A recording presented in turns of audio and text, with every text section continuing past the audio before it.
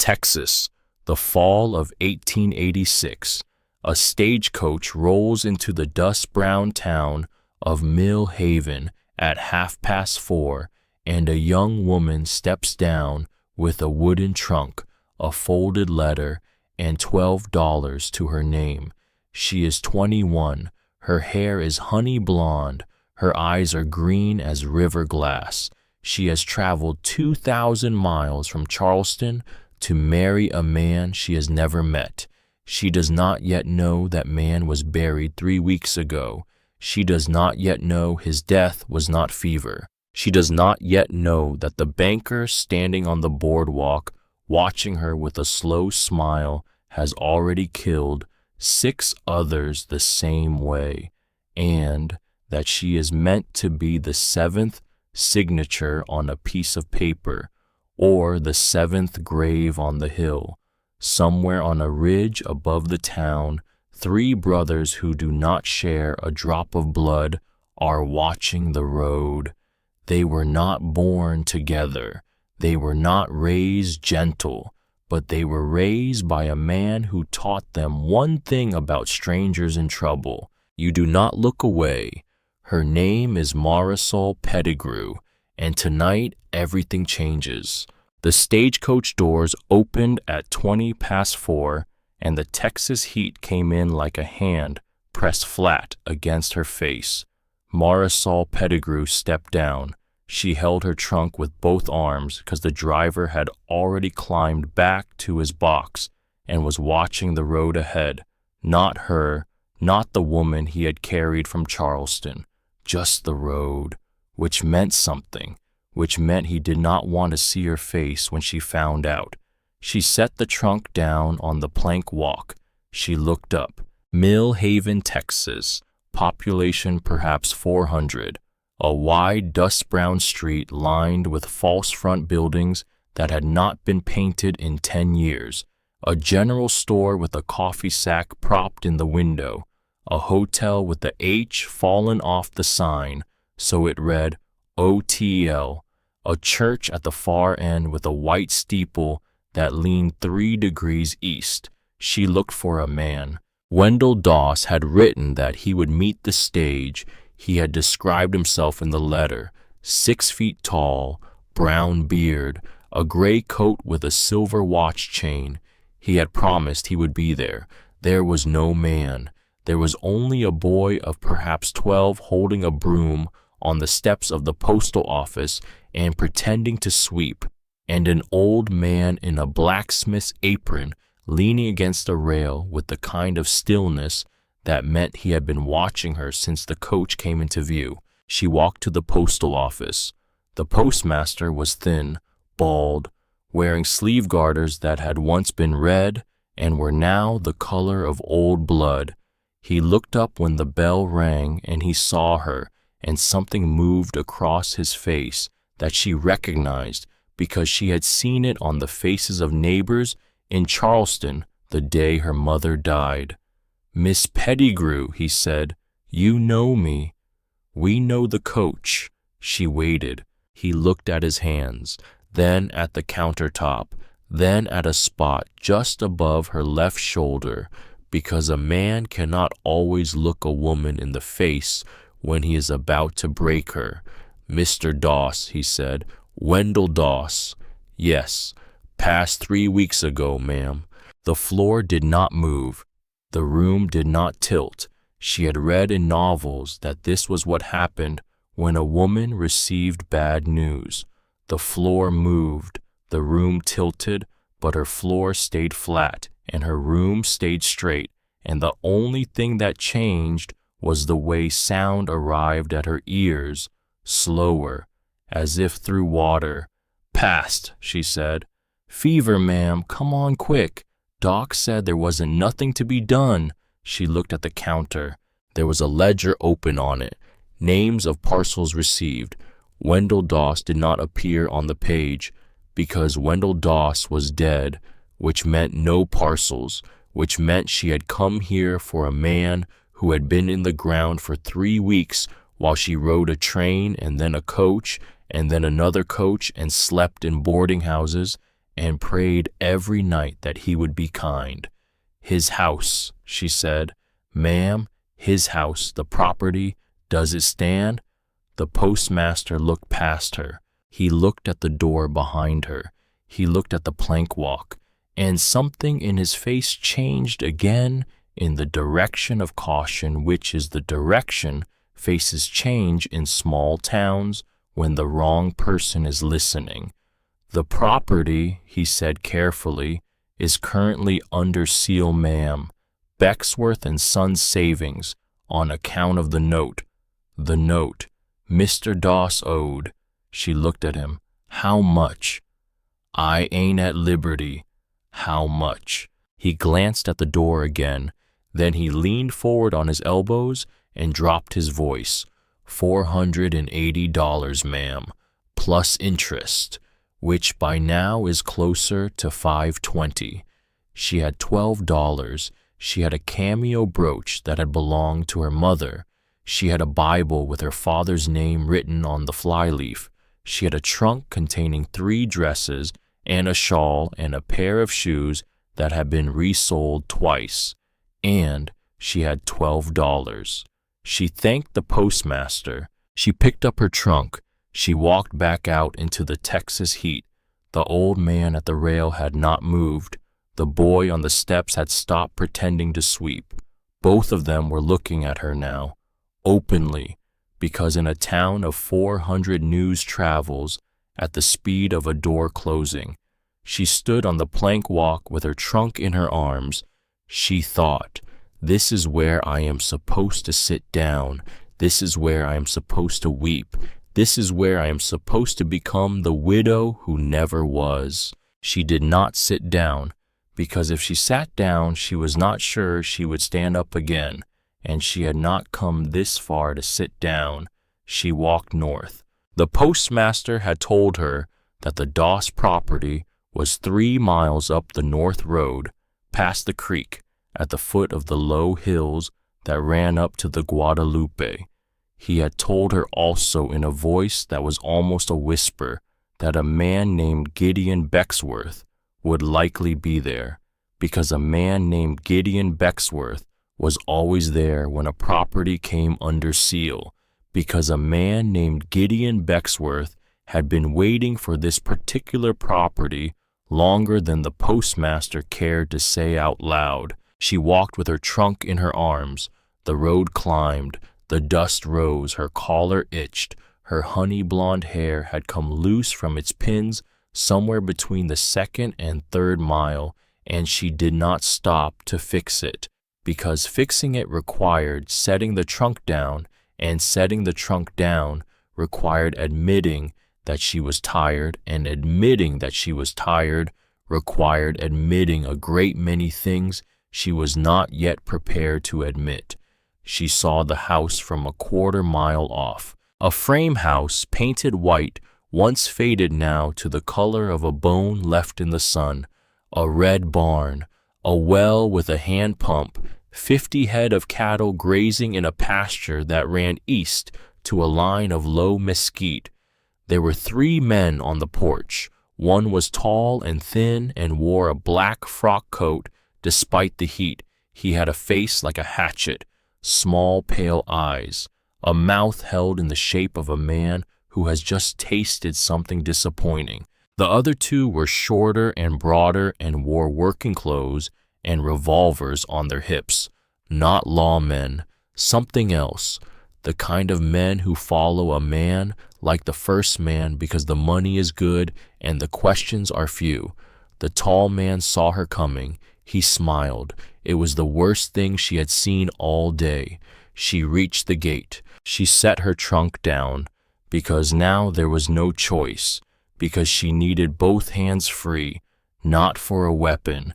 She did not own one, but for the letter, which was in her pocket, which was the only thing she had left that connected her to Wendell Doss and to this house and to the reason she had come. She took the letter out. She held it up. "I am Marisol Pettigrew," she said. "Wendell Doss sent for me. This is my letter. The tall man on the porch tipped his hat. "Miss Pettigrew," he said, "my condolences.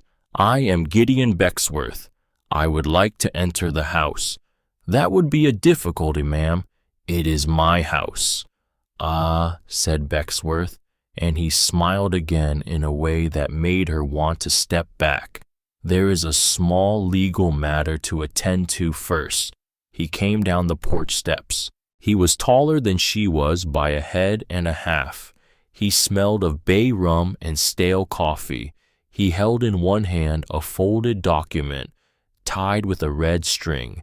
In the other hand, a fountain pen already uncapped. "Miss Pettigrew," he said, "the property is currently under seal because Mr. Doss carried an unpaid note of $480, now grown to $520 with interest. In the ordinary course of things, a widow could inherit the property upon settling the note. However," he paused on the word, which he liked, which she saw, "you are not strictly speaking a widow. You did not marry Mr. Doss. The engagement, however sincere, was not consummated in a court of law. Under Texas statute, an intended bride whose intended husband dies before the ceremony has a period of 90 days in which to register the intent as a marriage in articulo mortis, sworn testimony, 2 witnesses, the county clerk's stamp." He held out the document. "I have prepared such a filing on your behalf. As a courtesy, it would require, of course, a signature and a small acknowledgement that Bexworth and Son Savings will assume the guardianship of the estate through probate. A formality, ma'am, purely a formality. In 3 months, once the note is settled, the deed passes to you cleanly. In the meantime, I keep the wolves from the door." She looked at the document. She did not touch it, because her father had been a bookbinder in Charleston, and her father had taught her to read documents before signing them, and even from 3 feet away, she could see the paragraph on the second page that used the word seed. "Mr. Bexworth," she said. "Yes, ma'am. I would like to read this document." "Certainly, ma'am." "Alone, ma'am, alone. In a room that is not this one, with time, and a lamp, and a cup of coffee, and a lawyer if I can find one, which I understand may be difficult in a town this size, but I will find one, and then I will return to you with my signature, or without it."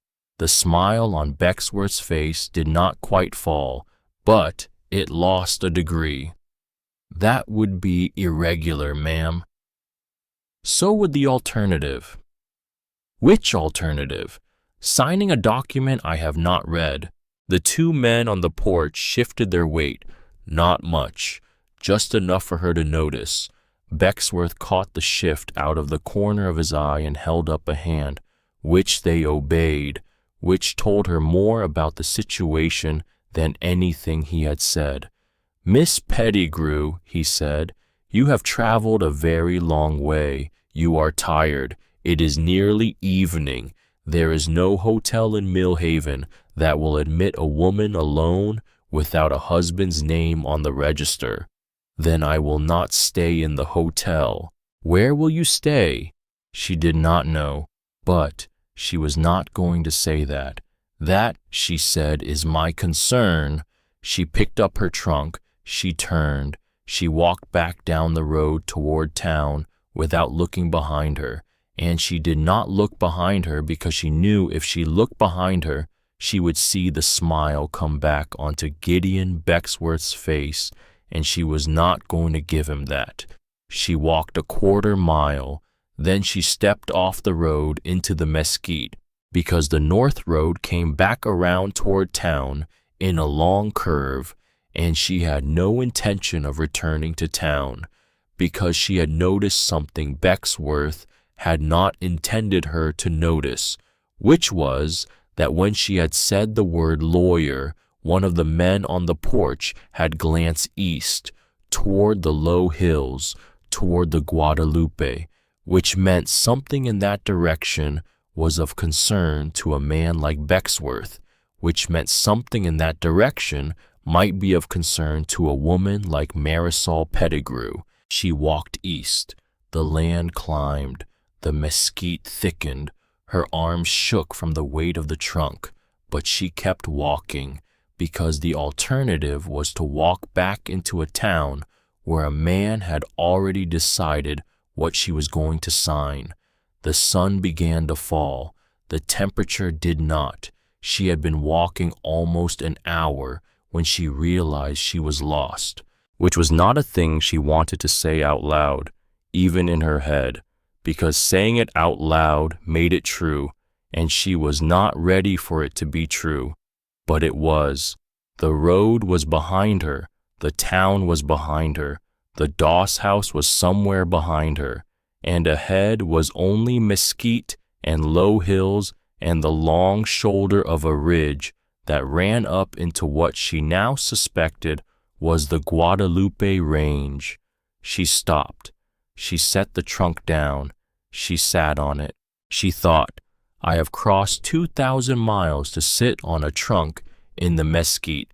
I have crossed 2,000 miles to be lost in a country I do not know.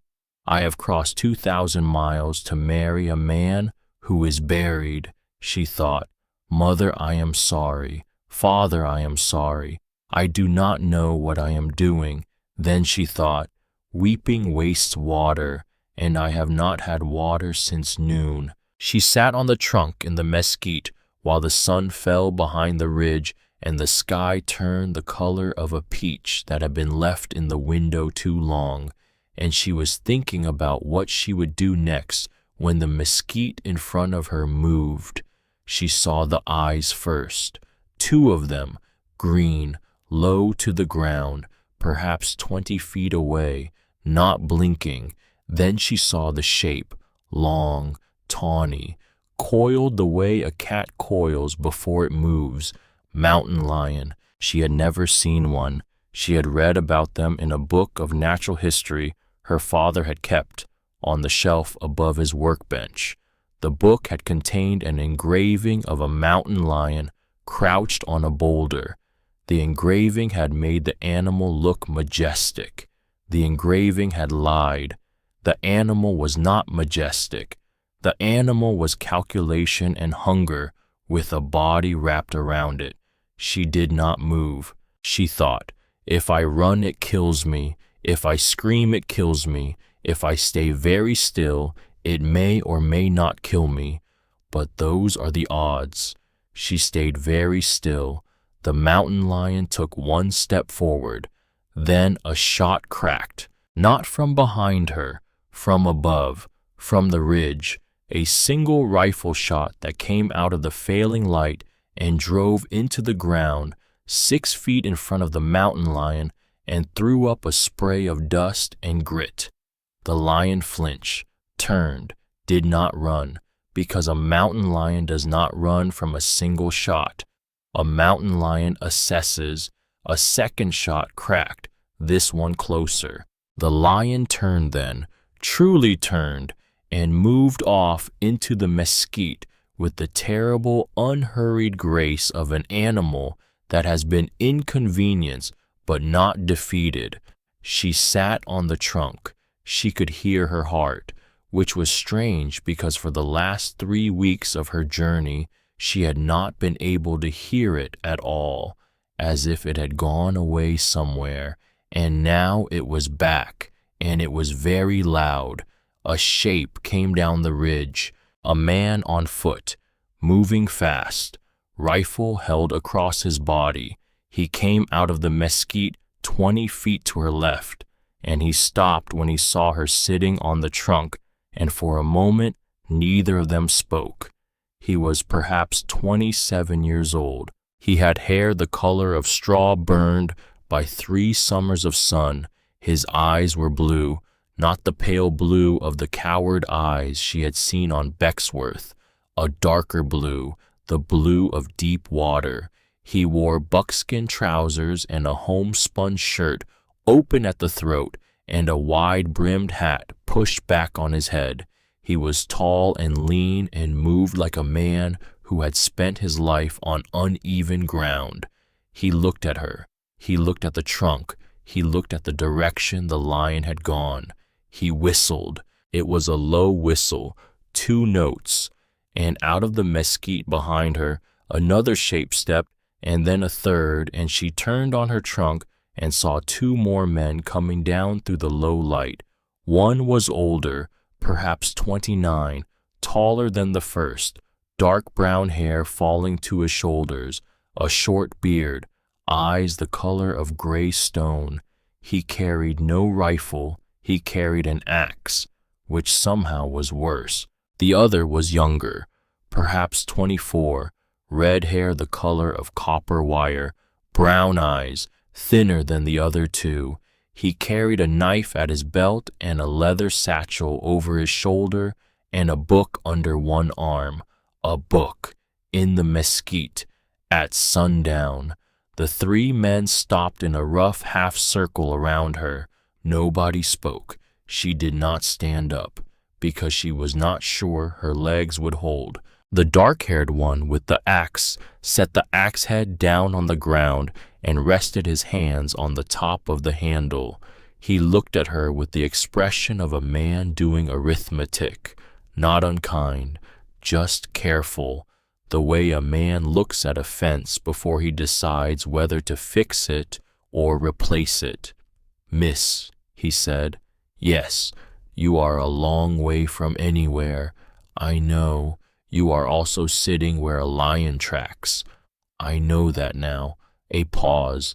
The younger one, the red-haired one, spoke. "That is a Charleston accent, brother. I hear it. She has come off the 4 o'clock stage. I reckon she has. Which means she is. Which means she is." The dark-haired one looked at her again. "Miss Pettigrew." She was not surprised he knew her name. In a town of 400 news travels at the speed of a door closing. But she was surprised that news had traveled uphill to 3 men on a ridge who were not so far as she knew in the postmaster's confidence. "You know my name," she said.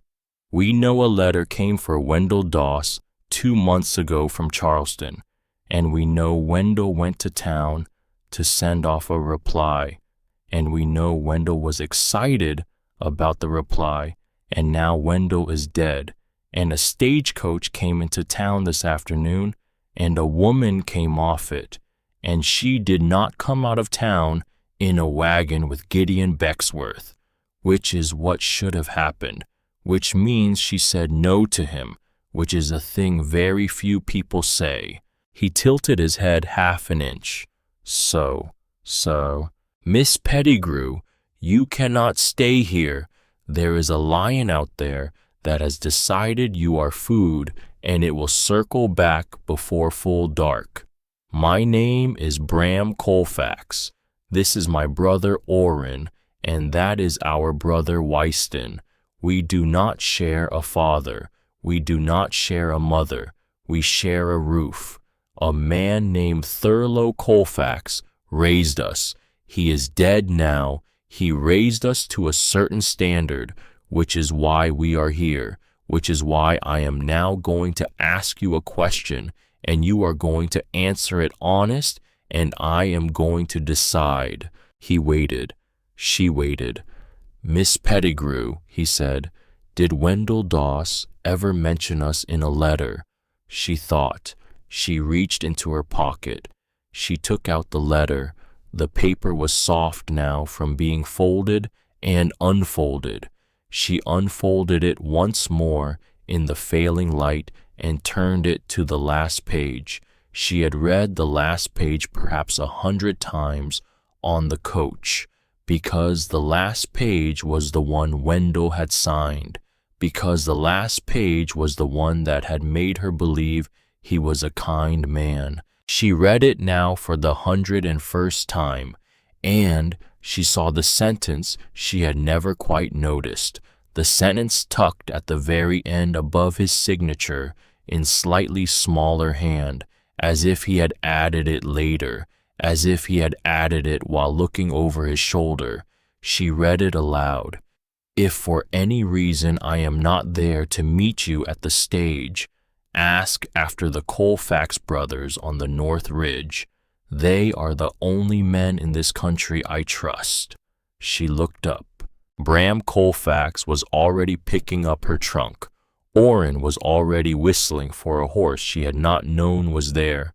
Wyston was already opening the book he carried under his arm, which turned out to be a ledger, and writing something down with a stub of pencil. Bram looked at her. "Miss Pettigrew," he said, "you will come with us. You will not be harmed. You will not be married. You will be fed, and you will sleep in a bed with a door that latches. And in the morning we will talk, because there are things you need to know about the man who is buried, and about the man who buried him." She stood up. Her legs held. "Just." She said, "Thank you." Bram said, "Do not thank me yet." They rode double up the ridge on Orrin's horse, because there had only been the one animal, and she was too small to walk fast enough in the failing light. Orrin sat behind her with one arm loose around her waist and the other holding the reins. He did not speak. He smelled of gunpowder and pine sap and sweat and something else she could not name. He was very warm. She had not been warm in 3 weeks.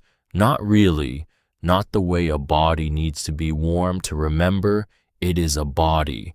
And she thought, this is not appropriate. This is not appropriate at all. A woman does not ride on a horse behind a strange man with his arm around her waist, except she was going to fall off if he did not, except everything appropriate she had ever known had been left in Charleston with the rest of her old life, and what she had now was a ridge and 3 strangers and a horse and a lion somewhere behind her in the mesquite. She rode. The cabin appeared out of the trees like a thing that had been waiting. 2 stories, rough pine logs, a stone chimney, a porch with 2 chairs on it, a window that had a lamp already burning in it, which meant one of them had left the lamp burning before they came down to the ridge to look for her, which meant they had known she was coming, which meant they had been watching the road from town all afternoon. Bram lifted her down from the horse. His hands were rough. His grip was gentle. He set her on her feet and stepped back. "Coffee," he said, then the story. He walked into the cabin. Wyston followed. Orrin took the horse to a small lean-to at the side, and she stood alone in the yard for a moment with the trunk at her feet and the last of the day's light bleeding out of the sky above the trees, and she thought, 2 hours ago I was sitting on a stagecoach, expecting a husband. An hour ago I was sitting on a trunk expecting to die. Now I am standing in a yard I do not know, in front of a cabin I have never seen, in the company of 3 men I have known for 20 minutes, and I am about to walk through their door. Mother would faint. Father would ask about their references, but Mother and Father were both in the ground in Charleston, and she was here, and she was about to walk through a door, because the alternative was to walk back down the ridge into the mesquite where the lion was waiting. She picked up her trunk. She walked through the door. The cabin smelled of wood smoke and coffee and the leather of well-oiled boots. 2 rooms downstairs, a kitchen with a black iron stove, a main room with a stone hearth and a heavy pine table, a ladder to a loft, books on a shelf that ran the length of one wall, books on a ridge in Texas, real books in leather bindings with titles she could read from the doorway, Blackstone, Coke, a Bible, a volume of Shakespeare with a broken spine, a copy of Emerson. She set the trunk down inside the door. Bram was at the stove pouring coffee into a tin cup. Wystan was already at the table with the ledger open, sharpening his pencil with a small knife. Orrin came in behind her, hung his rifle on 2 pegs above the door, and sat down on the bench along the far wall without a word. Bram brought her the coffee. "Sit," he said. She sat. She put both hands around the cup because her hands wanted something to hold. The coffee was black and hot and slightly bitter, and it was the best thing she had ever tasted. "Miss Pettigrew," Bram said. He sat across from her. He folded his hands on the table. "I am going to tell you a thing now, and I am going to tell it plain, because the plain telling is the only telling that respects a person. You understand?" "I understand. Wendell Doss did not die of fever." She set the cup down. She looked at him. "Doc Amberly signed the death certificate as fever," Bram said. "Doc Amberly has signed 6 other certificates as fever in the last 3 years. All 6 were men who owed Gideon Becksworth money. All 6 lived on land Gideon Becksworth wanted. All 6 were dead within 4 weeks of Becksworth calling their note." She could not breathe. She could breathe. She was breathing. But it did not feel like breathing. It felt like something else, some other function of the body that she had not been taught the name of. "7, Wystan said. He did not look up from the ledger. "With Wendell, 7, Bram nodded. 7, he said. "How do you know this?" "Because Wystan worked at the land office in Austin for 2 years before Thurlow died. Wystan has copies of the deed transfers. Every one of those properties passed to Becksworth and Sons Savings within 60 days of the death. And because Wendell Doss came up this ridge 2 weeks before he died and sat at this table and told us he thought Becksworth had poisoned his well." She looked at Bram. She looked at Orrin. She looked at Wystan. "You told him to leave," she said. "We told him to stay," Bram said. "He would not stay. He said his bride was coming. He said he could not leave the property because if he left, Becksworth would find grounds to seize before you arrived, and you would come off a stagecoach to nothing. He said he would take the risk. He took the risk. He did. And you did not stop him. We tried Miss Pettigrew. He was a stubborn man. He was a good man, but he was stubborn. He believed he had 2 weeks. He believed if he was careful about the water, he could last the 2 weeks. He did not last." She looked at her hands on the cup. She thought about a man she had never met writing letters to her from Texas, a man who had described himself as tall and brown-bearded and prone to laughing at his own jokes, a man who had said he wanted a wife who could read and who could keep books and who was not afraid of loneliness because Texas was a lonely country, a man who had gone to town twice a week to send those letters and had told 3 strange men on a ridge that he could not leave his property because a woman was coming. She had never met him. She would never meet him. He had died protecting a house he wanted to give her. Bram waited. He did not push. He drank his coffee. He waited for a sound that did not come. Because she had made a decision on that trunk in the mesquite, and the decision was that she was going to hold the sound in a place inside her chest where it could not be taken from her, and she was going to spend it later when the work was done. She lifted her head. "What do you want from me?" she said. Bram set his cup down. "I want you not to sign anything Gideon Becksworth puts in front of you. Beyond that, Miss Pettigrew, I want you to consider the following." He leaned forward on his elbows. His gray eyes did not leave hers. You are the only surviving witness. You are the only person Becksworth cannot yet reach. If you sign his paper, he wins for the 7th time, and no one will ever know that Wendell Doss was a good man who was murdered.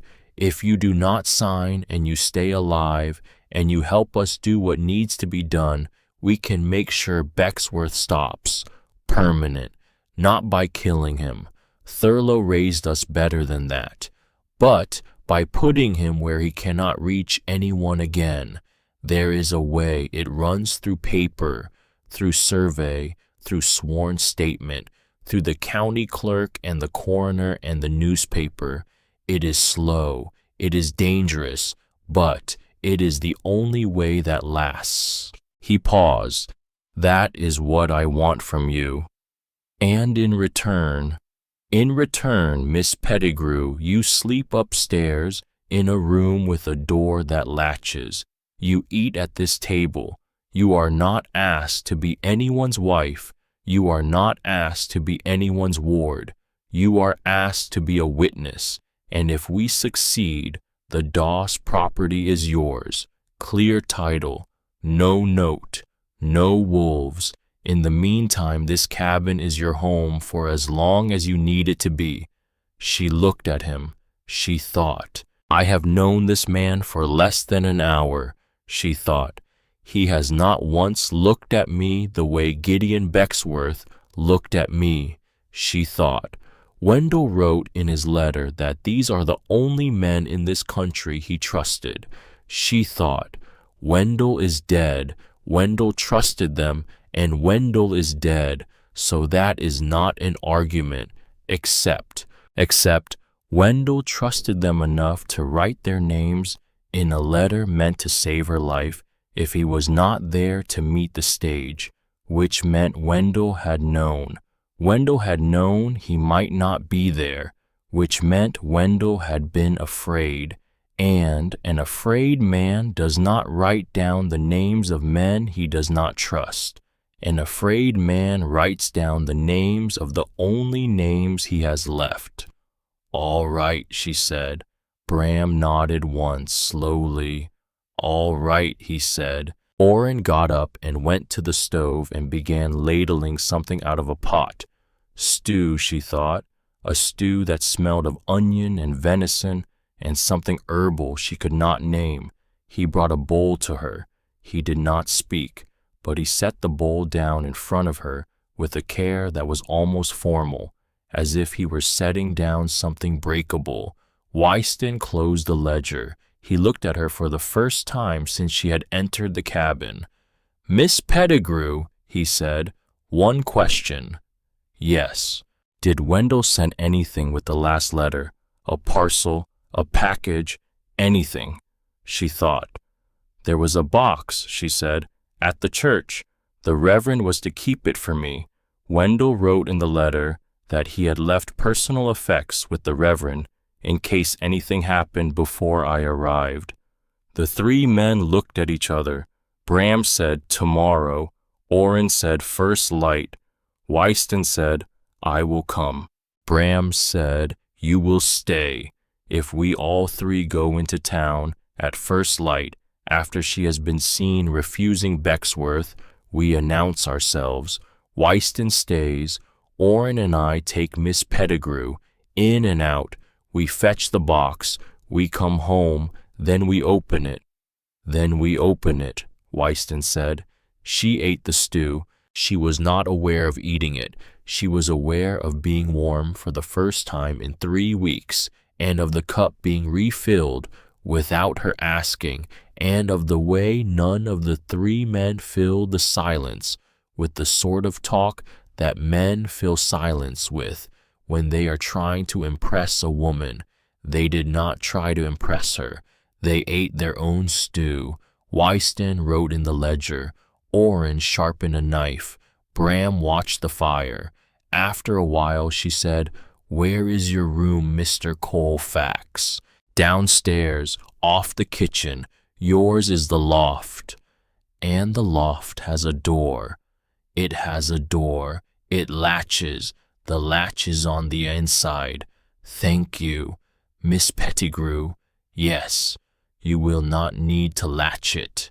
She looked at him. He was not looking at her. He was looking at the fire. His face was tired in a way she had not seen before. The tiredness of a man who has just added a very large weight to a load he was already carrying. But you should latch it anyway, he said, because you have not known us long, and a woman does not learn a man's character in an evening, and if latching a door lets you sleep, then latch it. We will not take offense. She climbed the ladder to the loft. The loft was small, a bed with a pine frame and a mattress of straw covered by a clean linen sheet and a heavy wool blanket, a washstand with a pitcher and a basin, a small window that looked south back toward Mill Haven, and she could see from it the tiny lights of the town in the valley below, perhaps 20 lights, perhaps 30. One of them she thought was the light in Gideon Becksworth's office. She did not latch the door. She did not know why. She thought perhaps it was because she was very tired.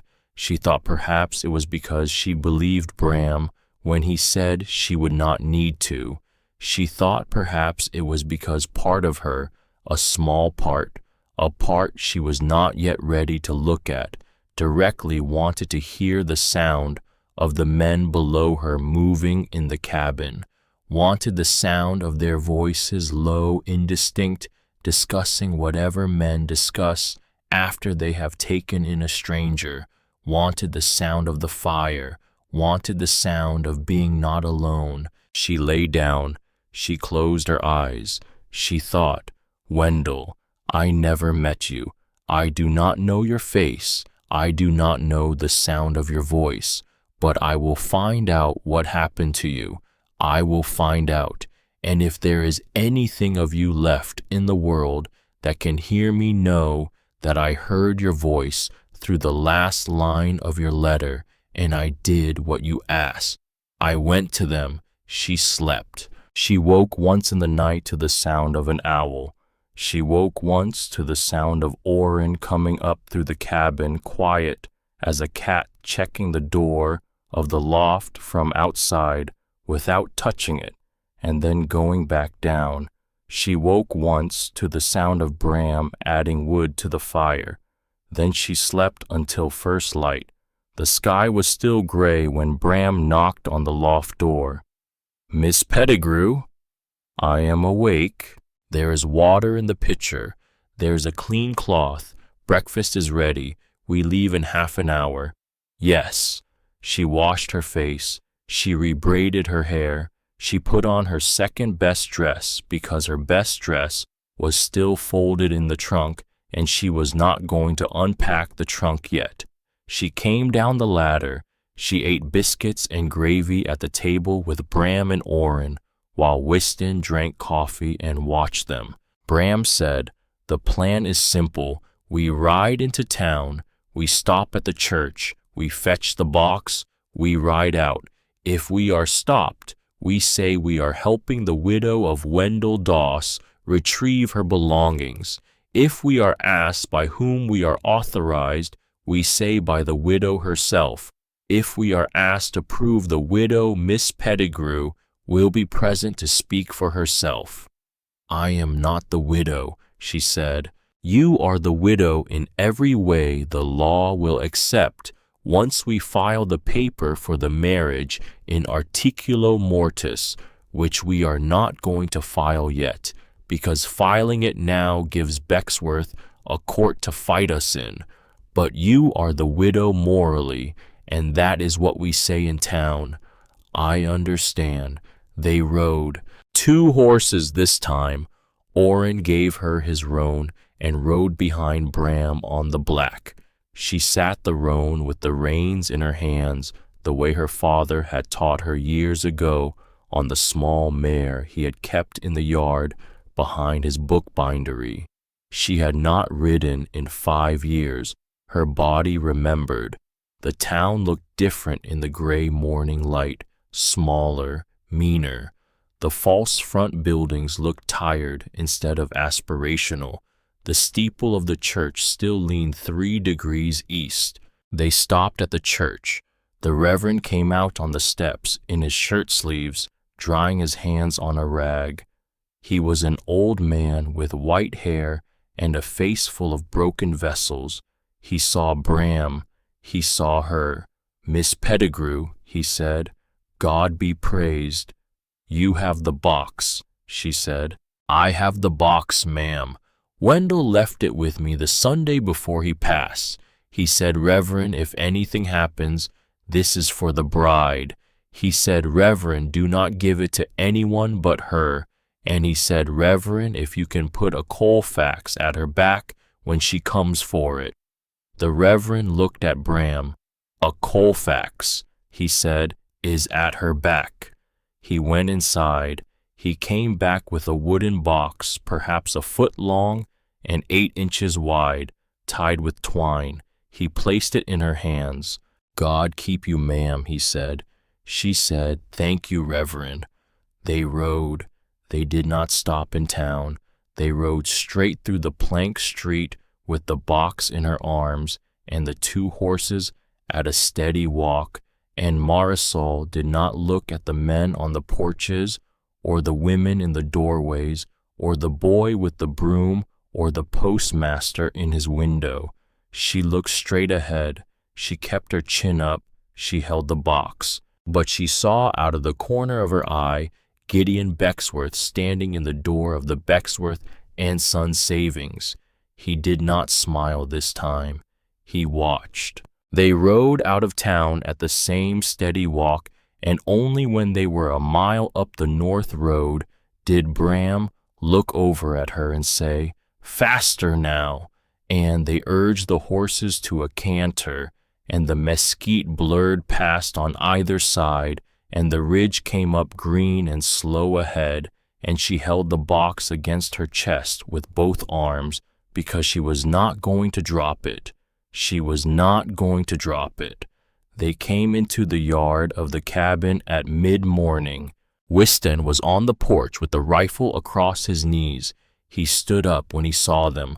Bram lifted her down. He took the box from her arms.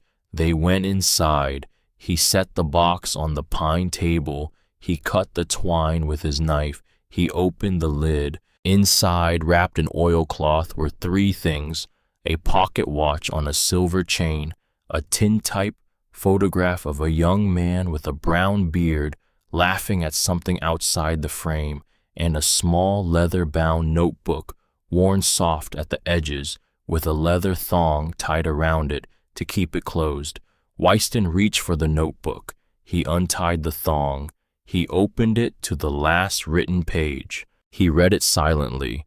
His face did not change. His face did not change at all, which meant it was worse than his face was willing to say. He passed the notebook across the table to Bram. Bram read it. Bram's face did not change either, which was worse. Bram passed the notebook to Marisol. The last page was written in a shaky hand, as if the writer had been holding the pencil with fingers that no longer worked properly, as if the writer had known this was the last thing he would write. It said, "Bexworth knows about the 1874 survey. He has known for years. He has been waiting." And below that, in a smaller and even shakier hand, "If you are reading this, I did not last.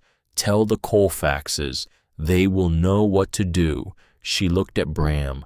Bram looked at Orrin. Orrin looked at Wyston. Wystan closed the notebook. He set his hand flat on top of it, and in a voice that was very calm and very cold, the calm and cold of a young man who has just decided something he will not undecide, he said, "Then we know what to do." The Texas sun was climbing outside the window. The day was going to be hot.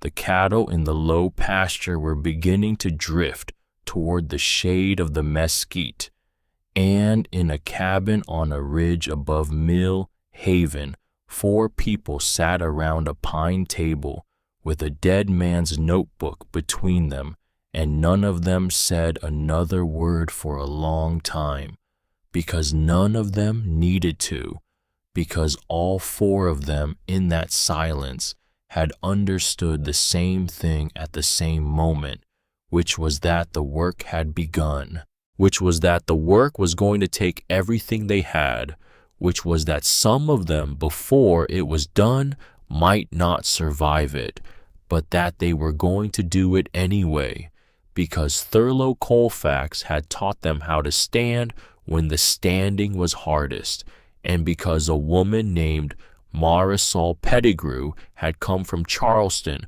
for a man she had never met, and she was not going home. September came in dry. The mesquite went gold at the edges. The creek that ran along the north edge of the Doss property dropped 6 inches in a week. The cattle drifted farther for grazing, and Orrin rode fence every morning at first light, because the fence was the only thing between 50 head of Doss beef and a country full of men who might mistake the animals for their own. Marisol moved into the Doss house. She did this on the 10th day. Bram had been the one to suggest it. He had said over breakfast that Bexworth would move against an empty property faster than against an occupied one, and that a woman at the kitchen window of the Doss house was a stronger deed than a woman on a ridge. He had said it in the careful voice he used when he was asking her to do a thing he did not want to ask her to do. She had said yes, because he was right, because the cabin on the ridge was not hers and the Doss house was, because a woman who ran away from a house was a woman who did not deserve the house. She took her trunk down the ridge on the wagon. Bram rode alongside on the black. Orrin brought the roan. Whiston stayed on the ridge with the ledger and the Doss notebook and a rifle across his knees because someone had to. He waved as they left. He did not smile. Whiston did not smile often, but the wave was long and slow, and it meant something. She unpacked the trunk in the small bedroom off the kitchen. She hung the 3 dresses on wooden pegs. She set the Bible on the pine dresser next to the tintype of Wendell Doss, laughing at something outside the frame. She put the cameo brooch in the top drawer, wrapped in a handkerchief. She looked at the tintype for a long time. She said out loud, "I am here." She said, "I am sorry it took me so long." She said, "Sleep, Wendell. We are working." Then she went out to the kitchen and started the fire in the stove, because a house without a fire is not a house. A house is only a house when someone has decided to stay. Bram slept in the barn. He would not sleep in the house. She had asked. He had said no. He had said it in the voice that was not open to further discussion. He had said quietly that a man does not sleep under the same roof as an unmarried woman unless he is her father or her husband or her brother, and he was none of those 3, and he was not going to become the first thing folks in Millhaven said about her. She had said, "Folks in Millhaven will say what folks in Millhaven will say." He had said, "Not on my account." So he slept in the barn every night. On a bedroll he laid on the floor of the tack room, with his rifle within arm's reach.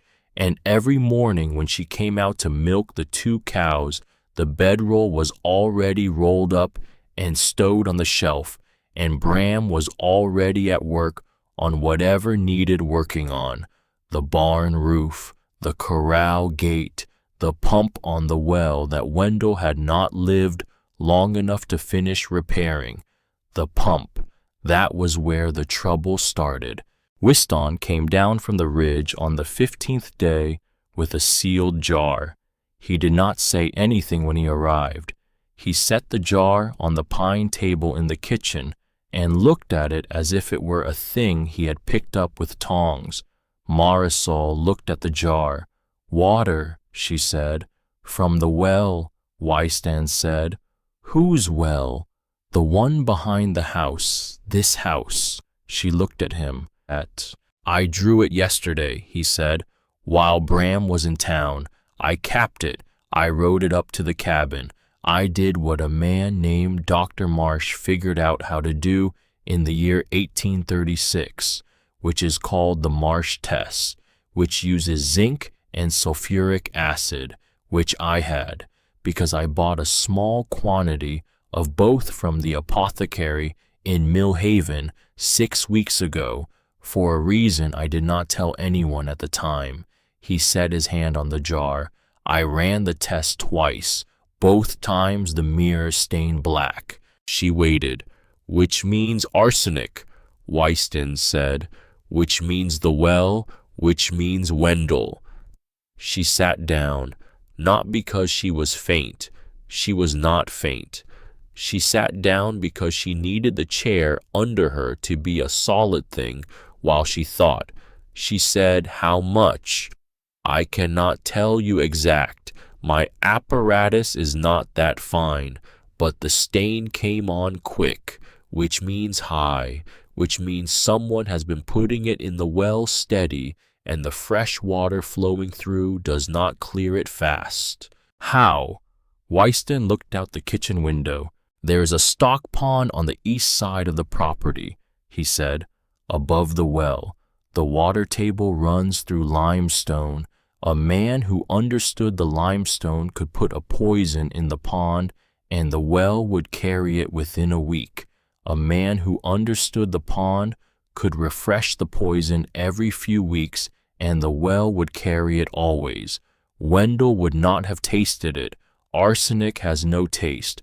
Wendell would only have gotten weaker and weaker, and then Doc Amberley would write fever on the certificate." She sat with her hands folded on the pine table. She thought, "I have been drinking water from this well for 5 days." She thought, "I have been washing my face in water from this well. I have been boiling coffee in it. I have been cooking beans in it." She thought, "I do not feel weak." Then she thought, "Not yet." She looked at Wystan. "You have not told Bram." "Not yet." "Why?" "Because Bram will do a thing when he hears this. Bram will ride to town. Bram will find Becksworth. Bram will not kill him because Thurlow raised him better than that. But Bram will make a scene, and a scene now costs us the case. So I came to you first, because you have a colder head than my brother in some directions, and this is one of those directions." She did not know whether to be flattered or afraid. She chose flattered. She said, "Stop drinking from the well. Effective now. I will haul water from the creek and boil it. I will tell Bram it is because I do not trust the pump," which is true, because I do not trust the pump, because there is arsenic in it. "That works," Wystan said, "and you and I go to the pond tonight." Tonight. After Bram is asleep, we look at the pond. We look at whether there are footprints. We look at whether there is a place someone has been coming to refresh the poison. If there is, we know we can catch him. And if Bram finds out we went without him, then Bram finds out that his brother and I have colder heads than he does in some directions, which he already suspects. Which is why he told you Wystan is the one who reads law. Wystan looked at her. He looked at her for a long moment. He said, "Miss Pettigrew, yes, you have been in this country for 2 weeks and 3 days. I know. And you talk like a woman who has been fighting Becksworth for 2 years. She looked at her hands. She said, "I have been fighting men like Becksworth my whole life. He is just the one whose name I know."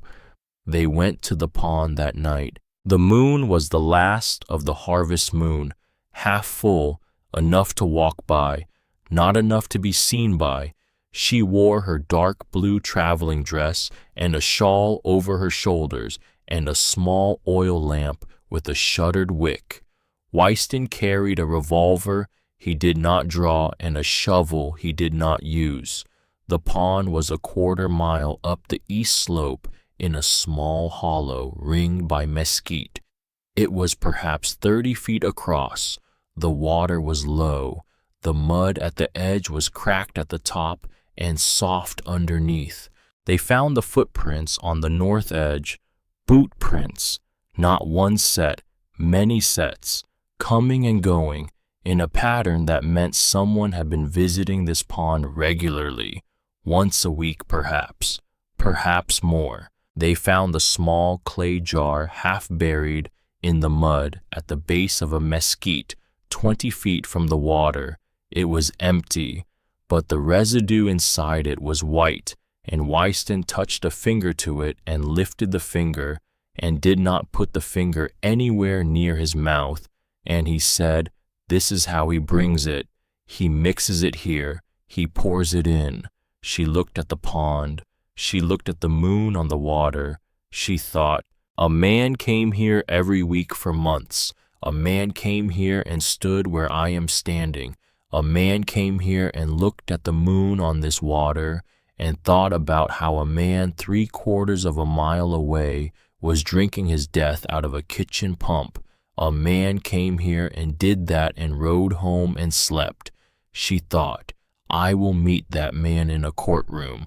She thought, "I will meet that man in a courtroom, and I will not shake, and I will say what needs to be said in a voice that carries to every seat." She said aloud, "We need the jar." "We need the jar," Wystan said. He wrapped the jar in his handkerchief. He put it in the leather satchel over his shoulder. They walked back to the house in silence, and they were nearly back to the kitchen door when a voice came out of the dark on the porch. "Where have you two been?" Bram, sitting on the step, rifle across his knees, face invisible in the shadow. Marisol stopped. Wystan stopped. She said, "Bram, where have you been?" "The pond." "Which pond?" "The east pond." A long silence. Bram stood up. He came down off the step. He stopped 4 feet in front of her. She could see now in the last of the moonlight that his face was very still and very angry, and that the anger was not directed at her. "Wystan," Bram said. "Yes." "You tested the water." "Yes." "You did not tell me." "I told her." "You did not tell me." "I would have told you tomorrow." Bram was quiet for a long moment. Then he said, "You did not tell me because you knew I would ride into town and do a foolish thing." Wystan said, "Yes." Bram said, "You were right." He said it the way a man says a thing he does not want to say. He said it the way a man admits his younger brother is right about him in a way he has not admitted before. He looked at Marisol. He said, "And you, me, you went with him, in the dark, to a place where a man who kills has been going in the dark, and you did not tell me." "No, because I am not going to spend my life waiting for a man to give me permission to save my own house." She said it quietly. She did not think about the words before she said them. They came out because they were true. Bram looked at her. He looked at her for a very long time. Then he did something she did not expect. He nodded, just once, and he said, "All right."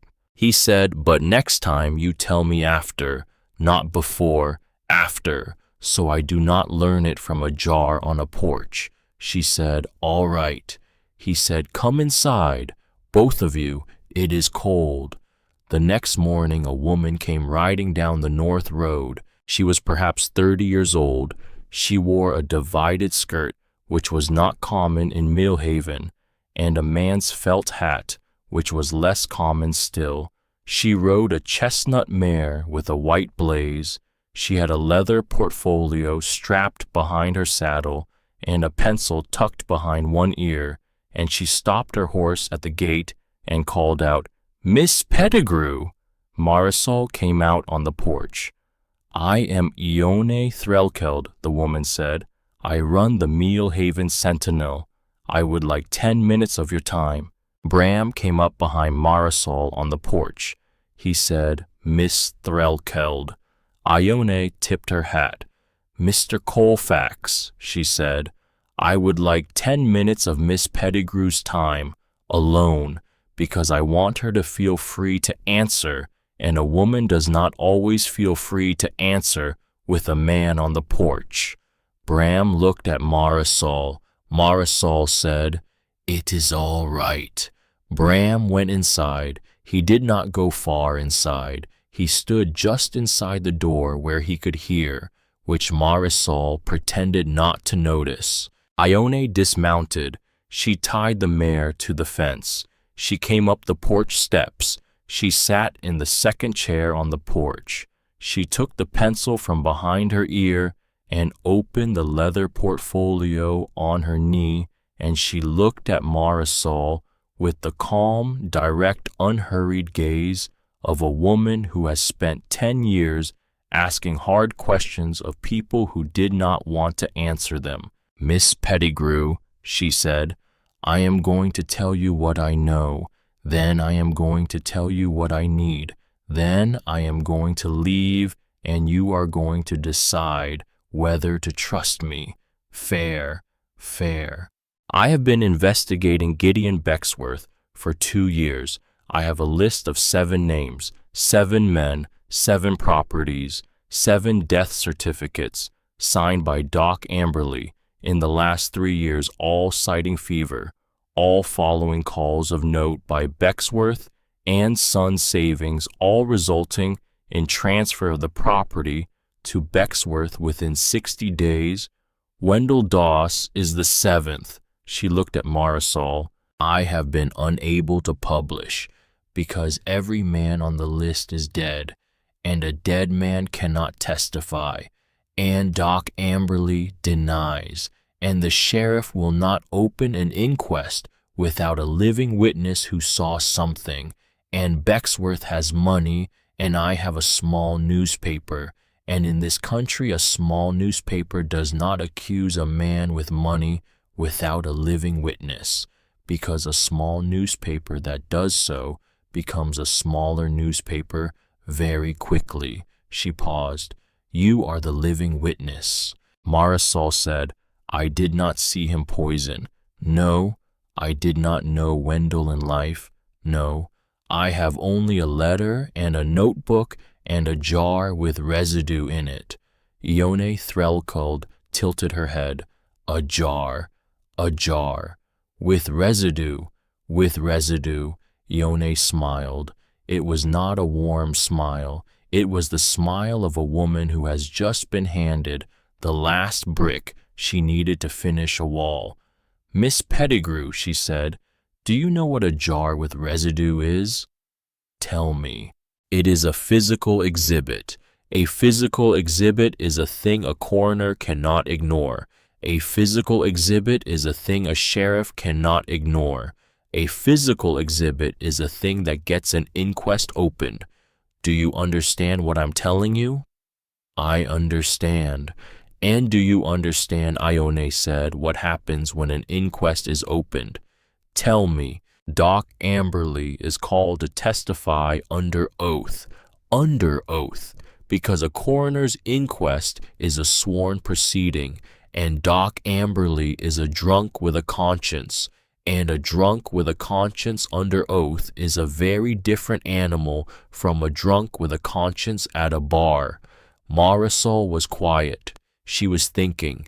She was thinking that this woman on her porch had just laid out in 3 minutes the exact strategy Bram and Wyston and Orrin had been sketching at the kitchen table for 2 weeks. She said, "Miss Threlkeld." "Yes." "Why have you come?" Ione looked at the ridge. She looked at the barn. She looked at the pump. "Because," she said, "I have been trying to write a story about 7 dead men for 2 years, and I have been failing. And this morning at first light, one of the Colfax brothers came into my office and said, Miss Threlkeld, come to the Doss house. Come today, because a woman is going to say a thing today that will let you write your story. Marisol looked at the doorway. Bram was standing just inside it. He was not looking at her. He was looking at his boots. Ione said, Miss Pettigrew, what I need is this. I need permission to name you in the paper. I need permission to describe the letter. I need permission to describe the notebook. I need permission to describe the jar. I do not need to describe how the jar was obtained. That is not my concern. My concern is that 7 men are dead, and no one has said their names in a paper of record. If you give me permission, I will write a piece for next Wednesday's edition. I will not accuse Becksworth. I do not need to. I will publish the 7 names, the 7 dates, the 7 deeds. I will publish the presence of arsenic in Doss as well. I will publish the fact that a coroner's inquest has been requested. Once that piece runs, the sheriff opens the inquest whether he wants to or not, because a sheriff cannot ignore a piece in the paper of record. Marisol looked at her. She said, do it. Ione closed the portfolio. She stood up. She held out her hand. Marisol stood up. She shook it. Ione said, Miss Pettigrew, one more thing. Yes, Becksworth had a wife. Her name was Mercer. She left him 3 years ago. She lives now in Austin. I do not know where, but I have been writing to a friend at the Austin Statesman who has been trying to find her. If we find her, and if the piece runs, and if she reads it, she may come. She may come, and she may not. But if she comes, that changes everything, because she was in the house. She saw things. She may have seen the arsenic. Ione looked at Marisol. I do not promise she will come. I only tell you she exists, so that if she comes, you are not surprised. She tipped her hat. She rode away. Bram came out on the porch. He sat in the chair Ione had vacated. He said, you did well. She said, you sent her. I sent her. You did not tell me. No. Why? Because he said, I did not want her to arrive already knowing what she was going to hear from you. I wanted her to hear it from you, fresh, so she would trust you, so she would write it right. Marisol looked at him. She said, Bram Colfax. Yes, you are a very tiring man. He smiled. It was the first time she had seen him smile. The smile went on for perhaps a second. It changed his whole face. It made him look for that second younger than she had thought he was. Then it went away, but she had seen it, and she thought, I have seen the way that face looks when it smiles, and I will see it again. I will make sure of it. The piece ran on Wednesday, October 7th. It ran on the front page of the Mill Haven Sentinel under the headline 7 Deaths, 1 Creditor, 1 Question. It did not name Gideon Becksworth. It did not need to. It named the 7 dead men. It listed the 7 properties. It listed the dates the notes had been called. It listed the dates of the deaths. It listed the fact that Dr. Amberley had signed all 7 certificates. It listed the fact that a physical exhibit had been discovered on the Doss property indicating arsenic contamination of the well. It listed the fact that the widow-in-waiting of Wendell Doss had formally requested a coroner's inquest. The paper sold out by noon. By evening, 3 men had come to the door of the Doss house, not to threaten, to ask. They were the sons of 3 of the 7 dead men. They had ridden in from 3 separate counties. They had read the paper. They had come to see if it was true. Marisol met them on the porch. Bram stood behind her, not close, just present. She told them the truth. She told them all of it. She told them about the jar. She told them about the Marsh tests. She told them about Wendell's notebook. She told them about the 1874 survey that Becksworth was going to use. The three men listened.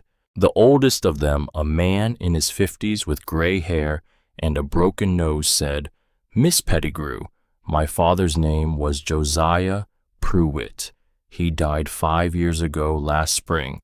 Doc Amberley wrote fever. I have been telling everyone in 3 counties that my father did not die of fever. Everyone in 3 counties has told me I am grieving. I have been called grieving for 5 years. Ma'am, I would like to testify." The second man said, "I would like to testify." The third said, "So would I." Marisol said, "There will be an inquest." The oldest man said, "When?" Bram spoke. "Sheriff Rimmer opens the inquest on the 18th. He has already sent word. He had no choice." The oldest man nodded. He said, "We will be there." They rode. That night, Marisol sat on the porch with Bram after Wyston and Orrin had ridden back up the ridge to sleep. The Texas sky was black and full of stars in the way Texas skies are, and she thought that in Charleston she had never seen so many stars, and she thought that a woman could get used to a sky with this many stars in it if she stayed a while. Bram said, "Miss Pettigrew, you have called me Miss Pettigrew for 2 months. I have. I would like you to stop." He was quiet for a moment. "What would you like me to call you?" "Marisol, Marisol, yes." "Marisol," he said, and it was a different word in his mouth than it had ever been in anyone else's. "I would like to ask you something." "Yes." "When this is done." "Yes." "When Becksworth is where he is going, and the deed is clear, and the note is settled, and the house is yours." "Yes." "What do you want?" She looked at the stars. She said, "I do not know." "That is a fair answer. But I know what I do not want."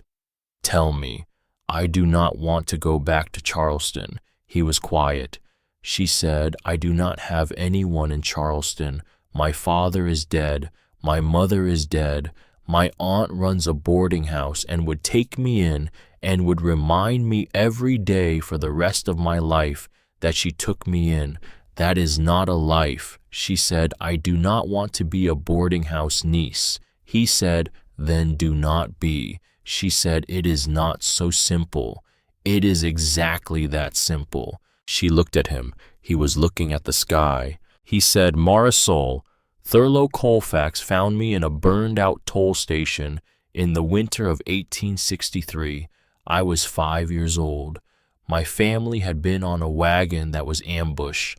Thurlow was riding through and heard a child crying inside a cellar. He came down. He found me. He carried me 12 miles to his cabin on a mule. He set me by the fire. He gave me a bowl of stew. He said, 'Boy, what is your name?'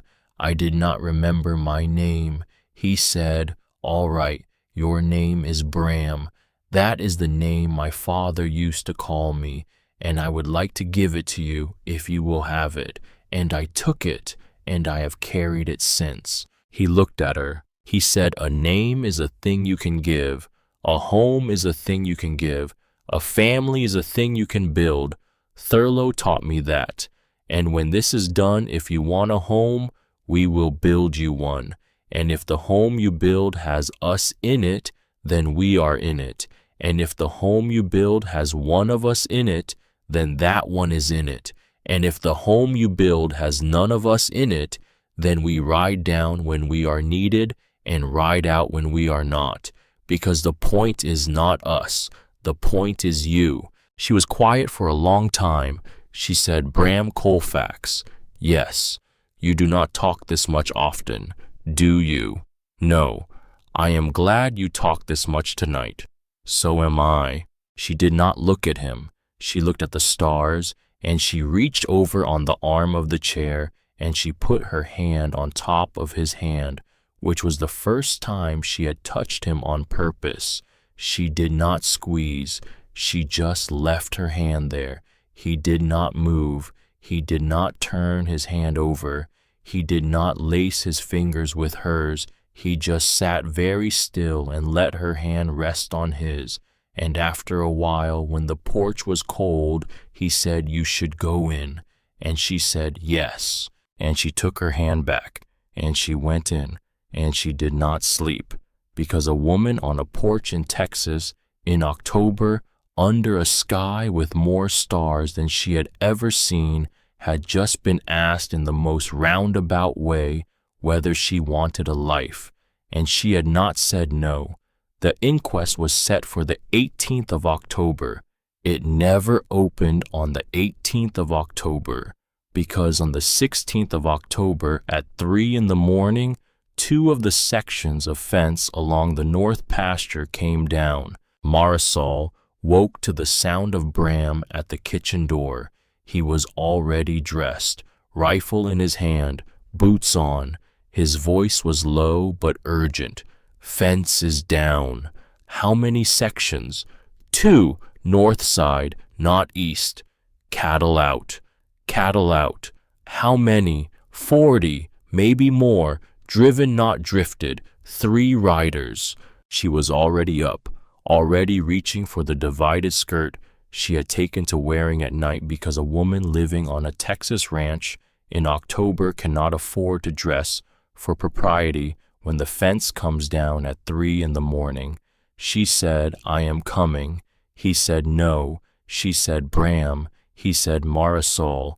She stopped, because he had used her name, which was still new, and which he was using now to stop her, which she noticed, and which she was not going to let work. She said, "Bram, you cannot ride out with Orrin against 3 men and leave the house empty. If they are driving cattle, they are drawing you north, which means they want the house empty, which means they are coming for the jar, or the notebook, or me." He looked at her. He said, "Damn," because she was right, which he had not thought of, because he was thinking of the cattle, which was what they wanted. He said, "Weston is up on the ridge. I will send Orrin to fetch him. Weston comes to the house. He stays with you. Orrin and I ride north for the cattle. You do not open the door for anyone but a Colfax voice. You do not open it for the sheriff.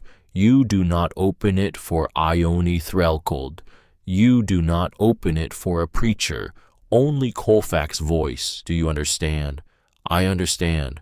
"If someone tries the door, the rifle." "The rifle." He handed her the rifle. It was heavier than she expected. She had never fired a rifle.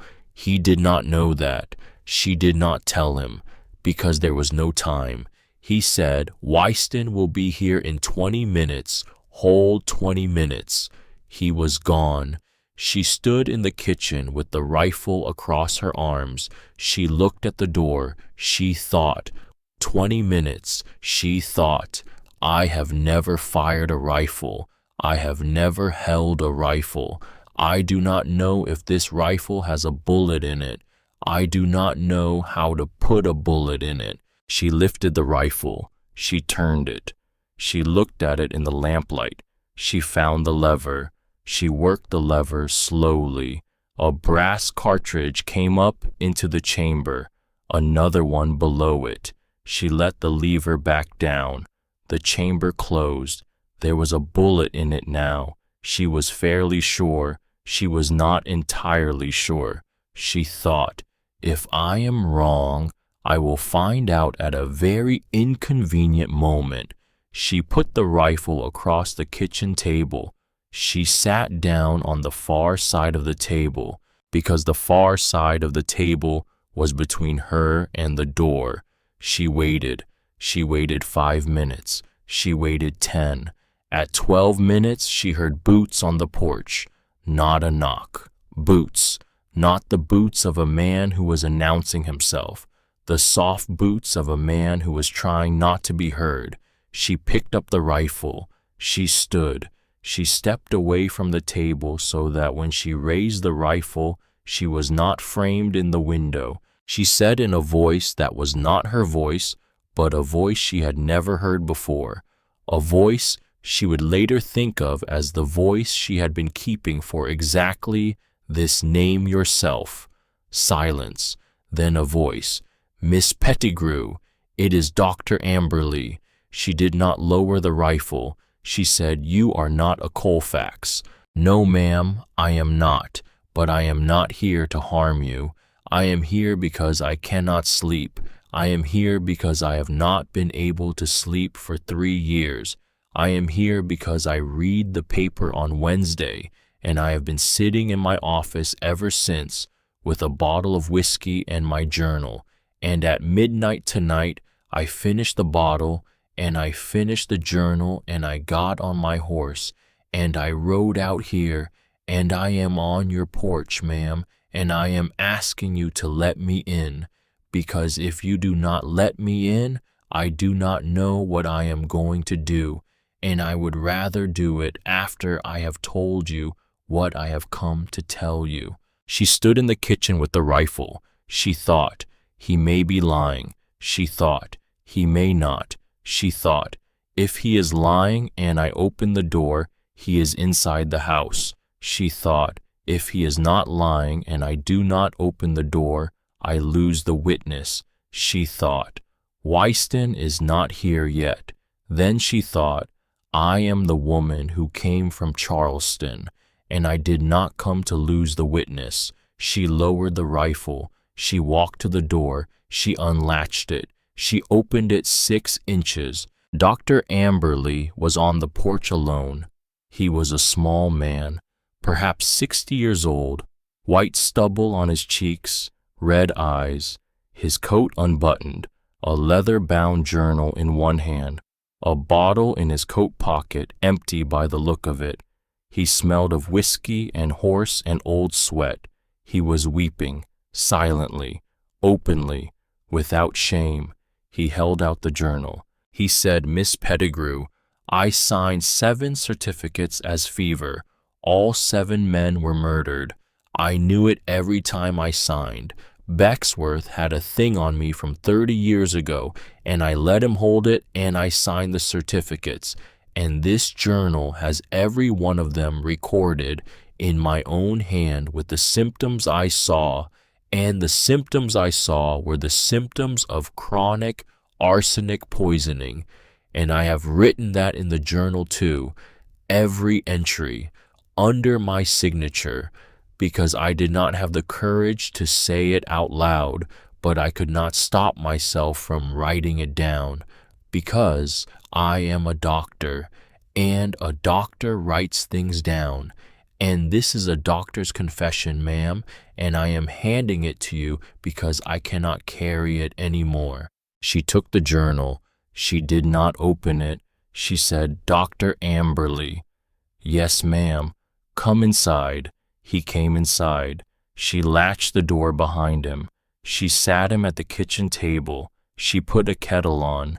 She did not offer him whiskey. She offered him coffee, and while she made it, she stood at the stove with her back to him and read the last page of the journal in the lamplight. And the last page said what he had said it would say. Her hands shook, just a little, just once. Then they stopped. She poured the coffee. She set it in front of him. She said, wait here. She took the journal into the small bedroom off the kitchen. She wrapped it in oilcloth. She put it inside the trunk under her second-best dress.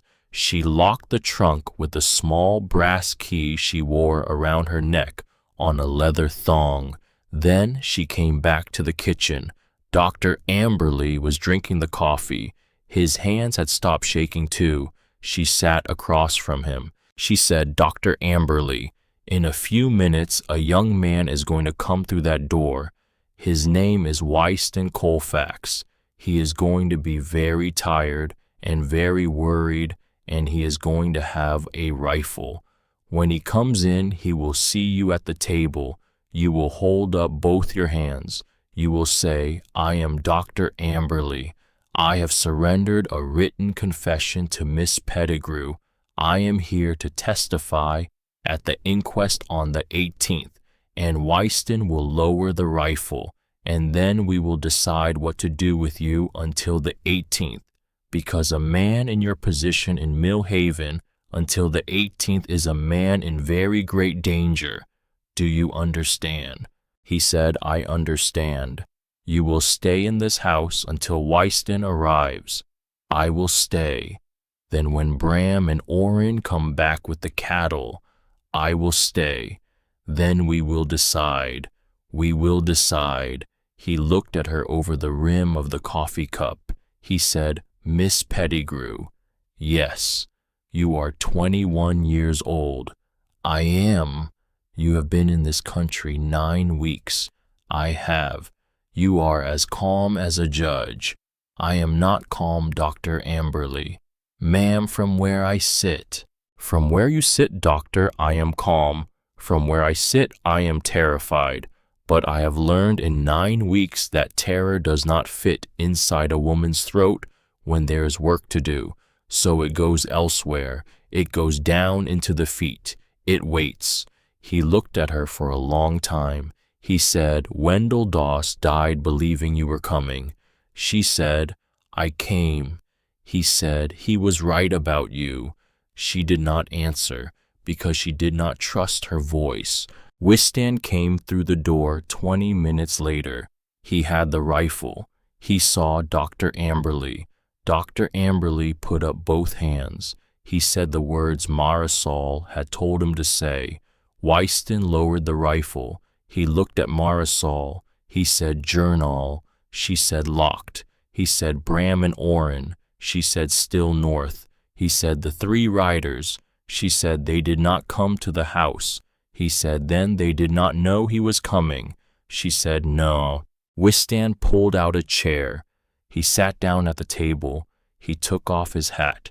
He set it in his lap.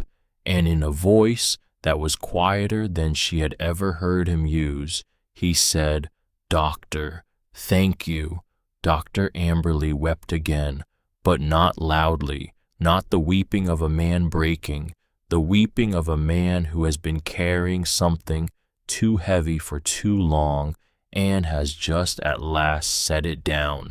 Bram and Orrin came back at first light with 32 head of cattle, and one of the 3 riders tied across a spare saddle, alive, unhurt, with a broken foot from where his horse had thrown him and rolled. They had not shot him. They had run him down. Bram had disarmed him. Orrin had bound the foot with a strip of shirt. The man had talked all the way back to the house. He had told them everything. He had told them how much Becksworth paid. He had told them who was hired. He had told them that Becksworth had said before they rode out, if the girl signs, take the cattle. If she does not, take the girl. Take the girl. Marisol heard those 3 words from the porch as Bram helped the man down from the saddle. Take the girl. She stood on the porch with the rifle still in her hand and the journal locked in her trunk, and Dr. Amberley asleep on the pine bench in the kitchen, and she thought. He said, take the girl, she thought. Yesterday I was the widow in waiting, she thought.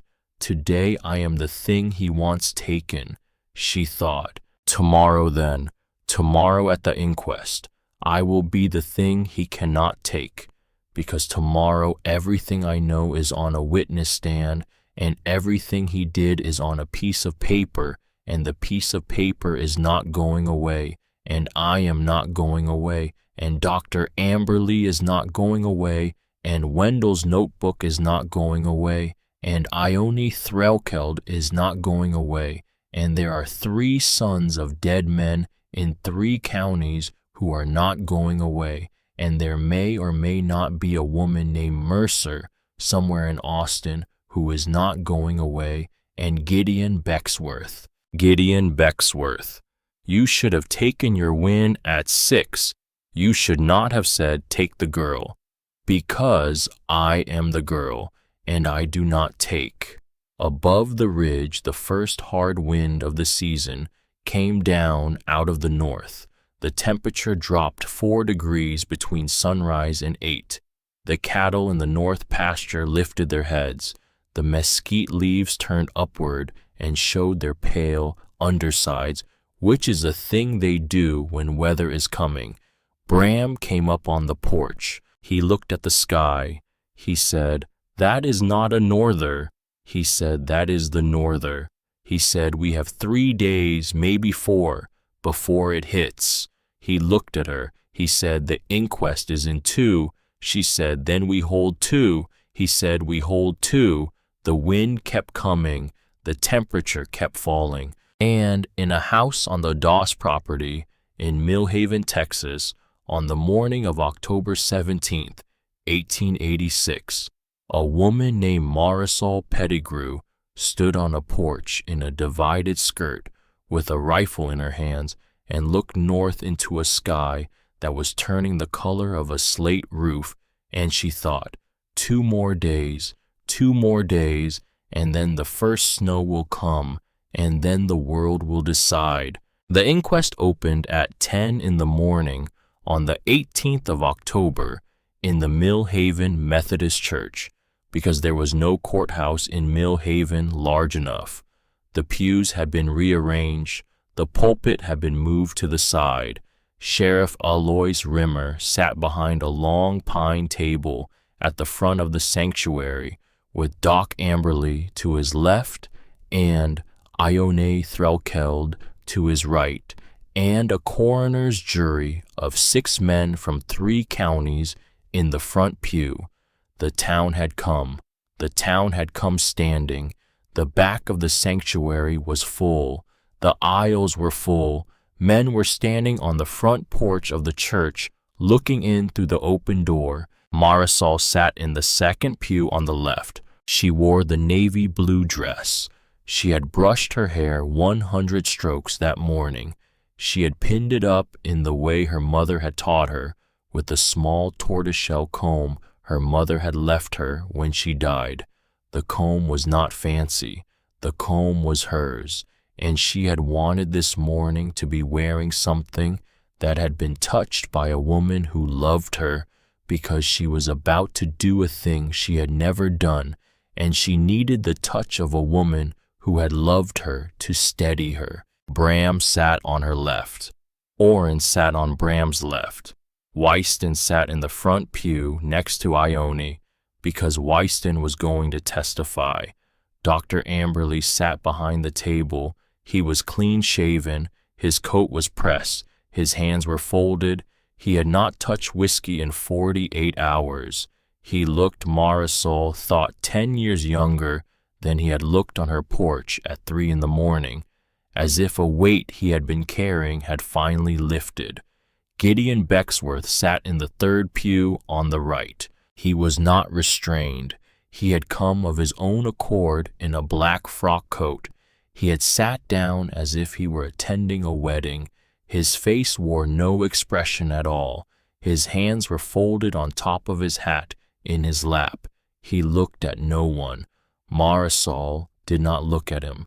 She looked at the front of the sanctuary. She looked at the pine table. She looked at Sheriff Rimmer.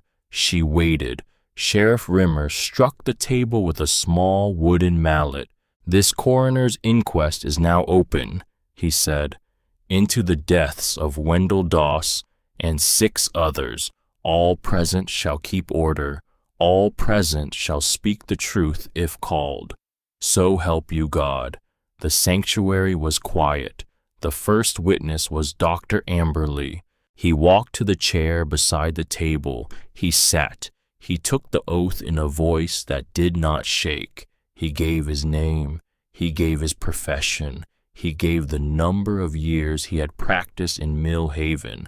Then Ione Threlkeld, who had been deputized as clerk of the inquest because she was the only person in 3 counties who could take shorthand fast enough, asked him the first question.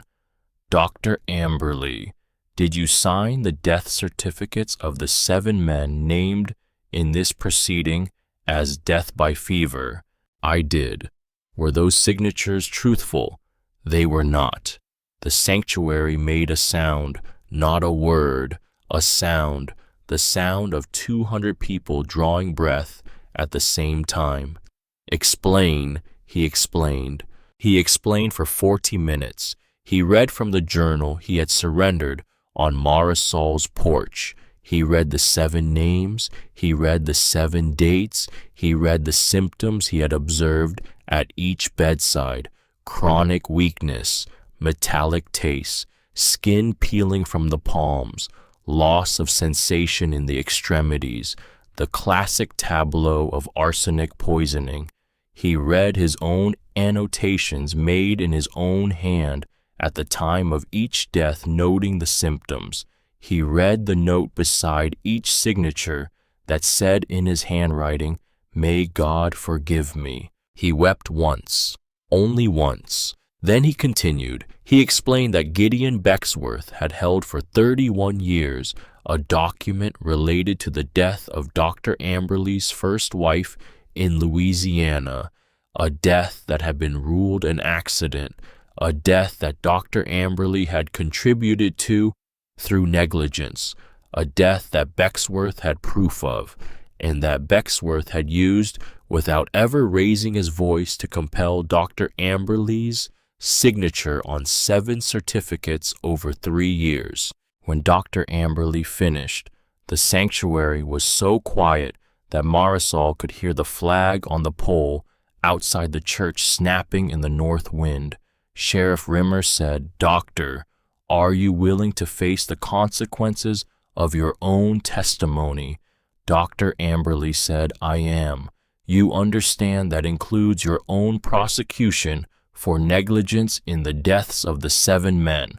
"I understand." "Then the record so shows." Dr. Amberley stepped down. Weiston was next. He gave his name. He gave his profession.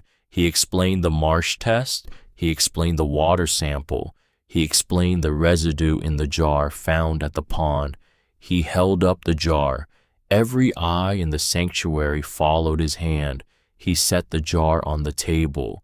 Ione asked, "Mr. Colfax, where was the jar found?" "At the base of a mesquite tree 20 feet from a stock pond on the east side of the Doss property. The pond feeds through limestone into the Doss well." "Was there residue in the jar?" "Yes." "Was the residue tested?" "Yes." "What was it?" "Arsenic trioxide." "How do you know?" He explained the Marsh test again. He explained the range test he had subsequently run with the assistance of the apothecary in El Paso, to whom he had sent a second sample. He held up a letter from the El Paso apothecary confirming the identification. He passed the letter to Sheriff Remmer. He stepped down. The 3 sons of dead men were next, one after another. Each of them stood. Each of them named his father. Each of them named the date of death. Each of them named the amount owed to Becksworth and Sons savings on the date of death. Each of them named the date the property had passed to Becksworth.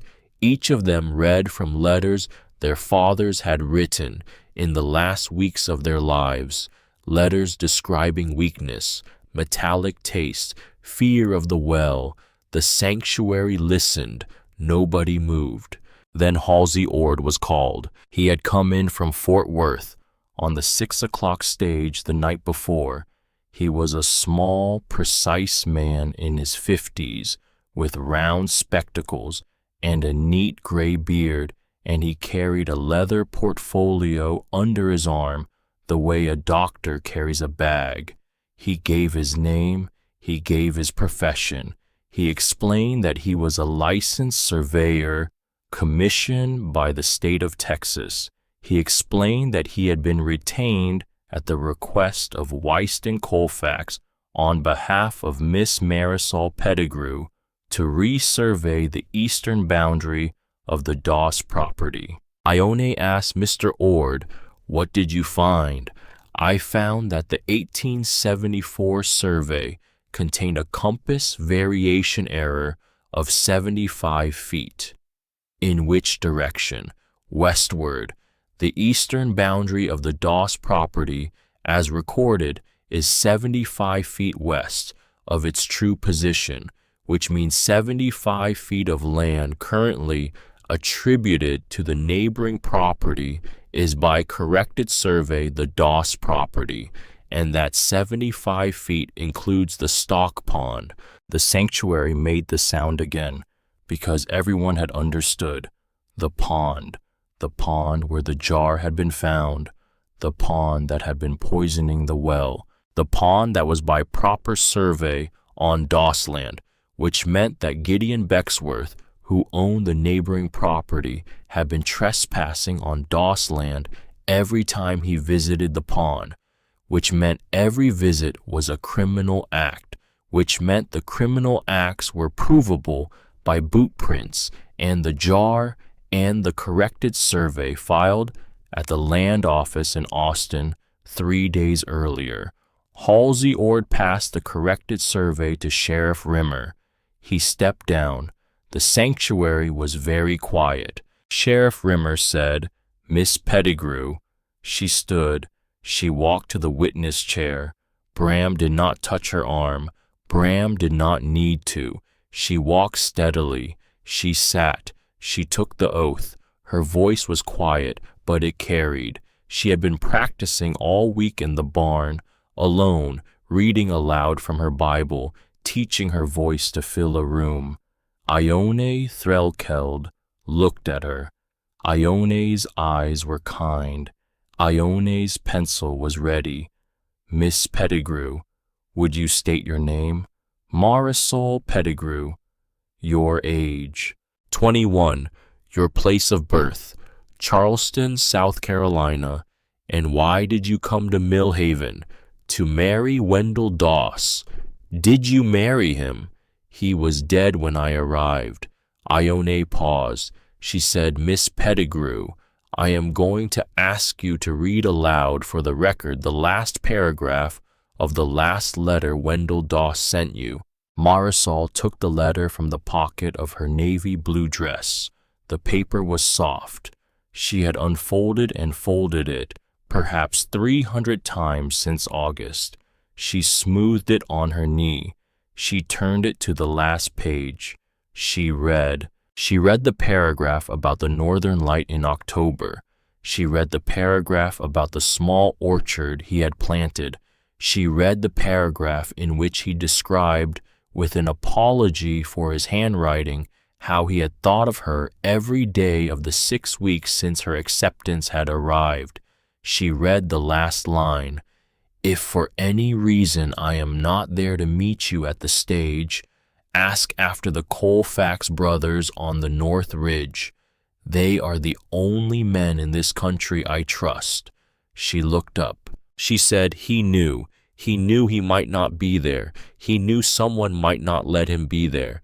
And he told me in the same letter who to find, which means he knew who was hunting him, which means he named his killer without knowing he was doing it, because he told me to find the men who could tell me the name.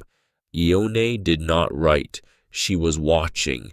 She said, "Miss Pettigrew, in your own words, do you believe Wendell Doss died of fever?" "No."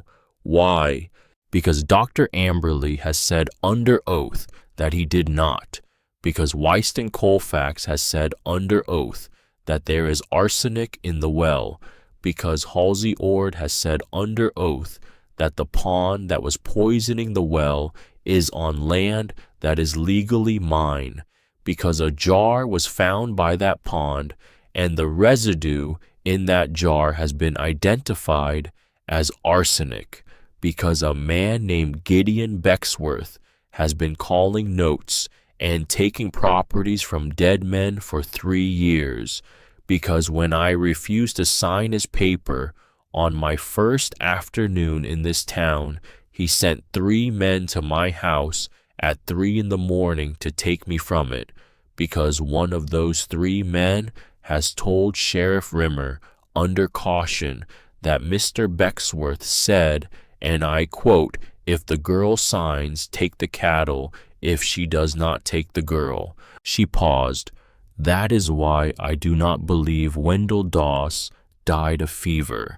The sanctuary was silent. She said, "I would like the jury to consider one thing further." Sheriff Rimmer said, "Speak." "I never met Wendell Doss. I came to marry a man I had exchanged letters with for 4 months. I do not know how he laughed. I do not know how he walked. I do not know the color of his eyes, except from a tintype in a wooden box he left with the Reverend. I never heard his voice. I have no memory of him. What I have is his handwriting, his notebook, his last words on paper, and what those words tell me is that he was a man who in his last hour was still thinking of a woman he had never seen, was still trying to protect her, was still writing down the names of the men who could save her when he could not." She looked at the jury. "I am here today because Wendell Doss wrote a sentence at the end of a letter. That is the only reason I am alive. That is the only reason we are all here. So when you decide what to do with Gideon Becksworth, I would ask you to remember that a man who was already dying from poison, Becksworth put in his water, spent his last strength writing to a woman he had never met so that she would not walk into the trap that had killed him. That is who he killed. That is the kind of man he killed 7 times. She stopped. She looked at Sheriff Rimmer. "That is all I have to say." She stood. She walked back to her pew. She sat down. Bram did not touch her. He did not need to. She was steady. She was completely steady. She had spent the terror in her feet exactly the way she had told Dr. Amberley she would, and there was none of it left in her voice, and none of it left in her hands, and none of it left anywhere but in the ground beneath her chair. She looked for the first time all morning at Gideon Becksworth. He was looking at her. His face had changed. It was not fear. It was not anger. It was the face of a man who had, for the first time in 3 years, been surprised, and who did not know yet what to do with the surprise. Sheriff Rimmer stood. He said, "The jury will retire." They did not retire far. They went into the sacristy. They closed the door. The sanctuary waited. The wind outside had risen. The temperature had dropped again. Someone in the back had brought a load of firewood to the church, and the boys of the town were feeding the 2 pot-belly stoves as fast as they could, and still the breath of everyone in the sanctuary hung visible in the air. The jury came back at 2:20. The foreman was a farmer named Elias Whitcomb from the next county. He held a folded piece of paper in his hand.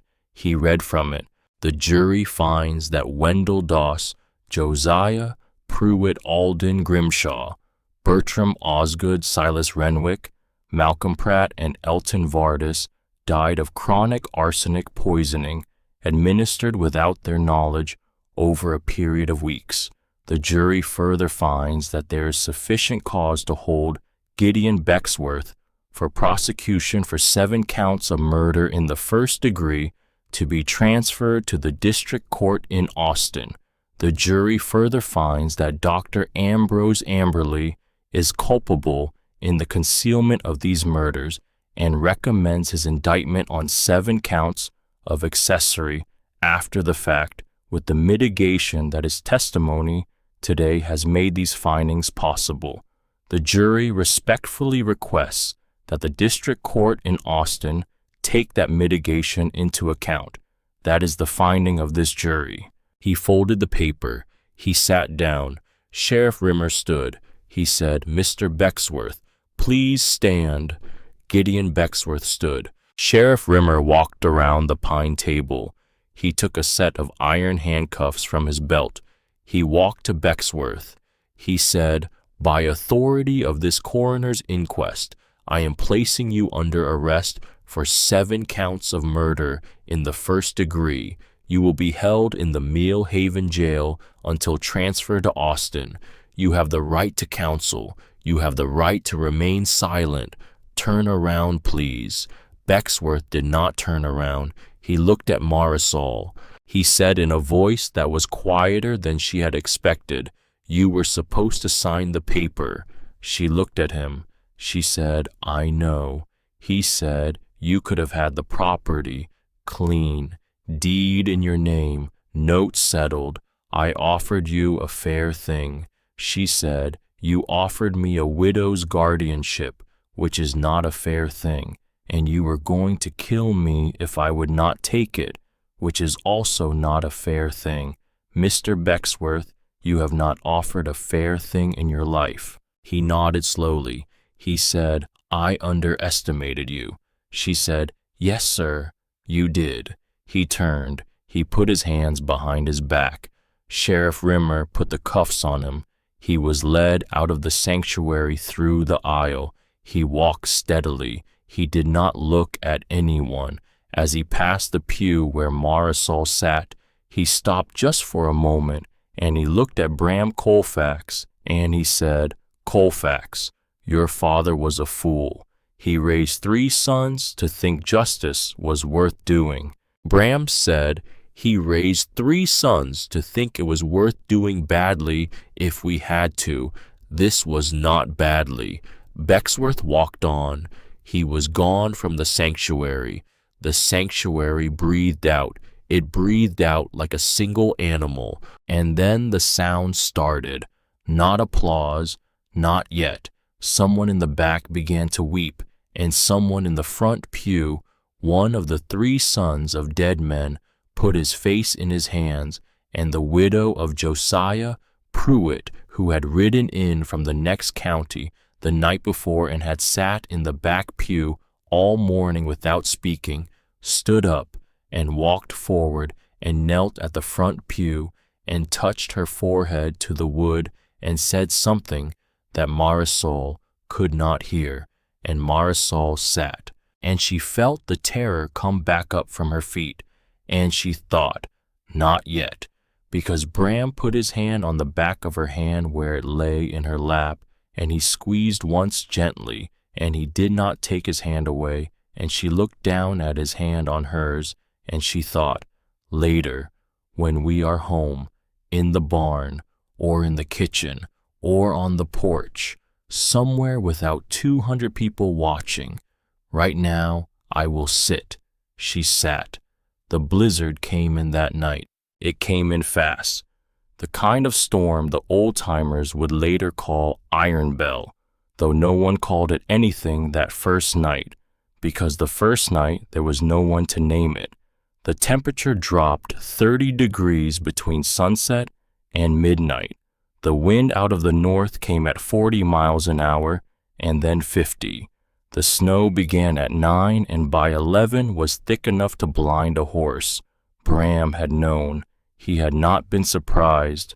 He had left the church with Marisol at 3, and by 4 they had been back at the Doss house, and by 5 he had stabled Orrin's roan and his black and the 2 cows in the barn, and by 6 the wood was in for 2 days, and by 7 Marisol had made a pot of stew large enough for 4 grown men, and Orrin and Wyston had come down from the ridge on their own horses through the first flakes of the storm.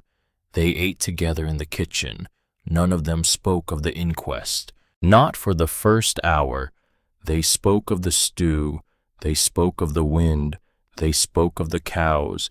They spoke of whether the barn roof would hold, which Bram thought it would, and whether the pump would freeze, which Bram thought it might, and whether the road to town would be passable in the morning, which none of them believed for a moment. Then Wystan said quietly, "He said I underestimated you." Marisol said he did. Bram said it was true. Orrin said every man in this country underestimated her. Marisol looked at Oren. It was the first sentence Oren had said to her in 3 days. Oren was a man of few words. When Oren spoke, it counted. She said, "Thank you, Oren." He nodded. He went back to his stew. The wind rattled the windows. At 10, Whiston and Oren went out to check the barn one last time.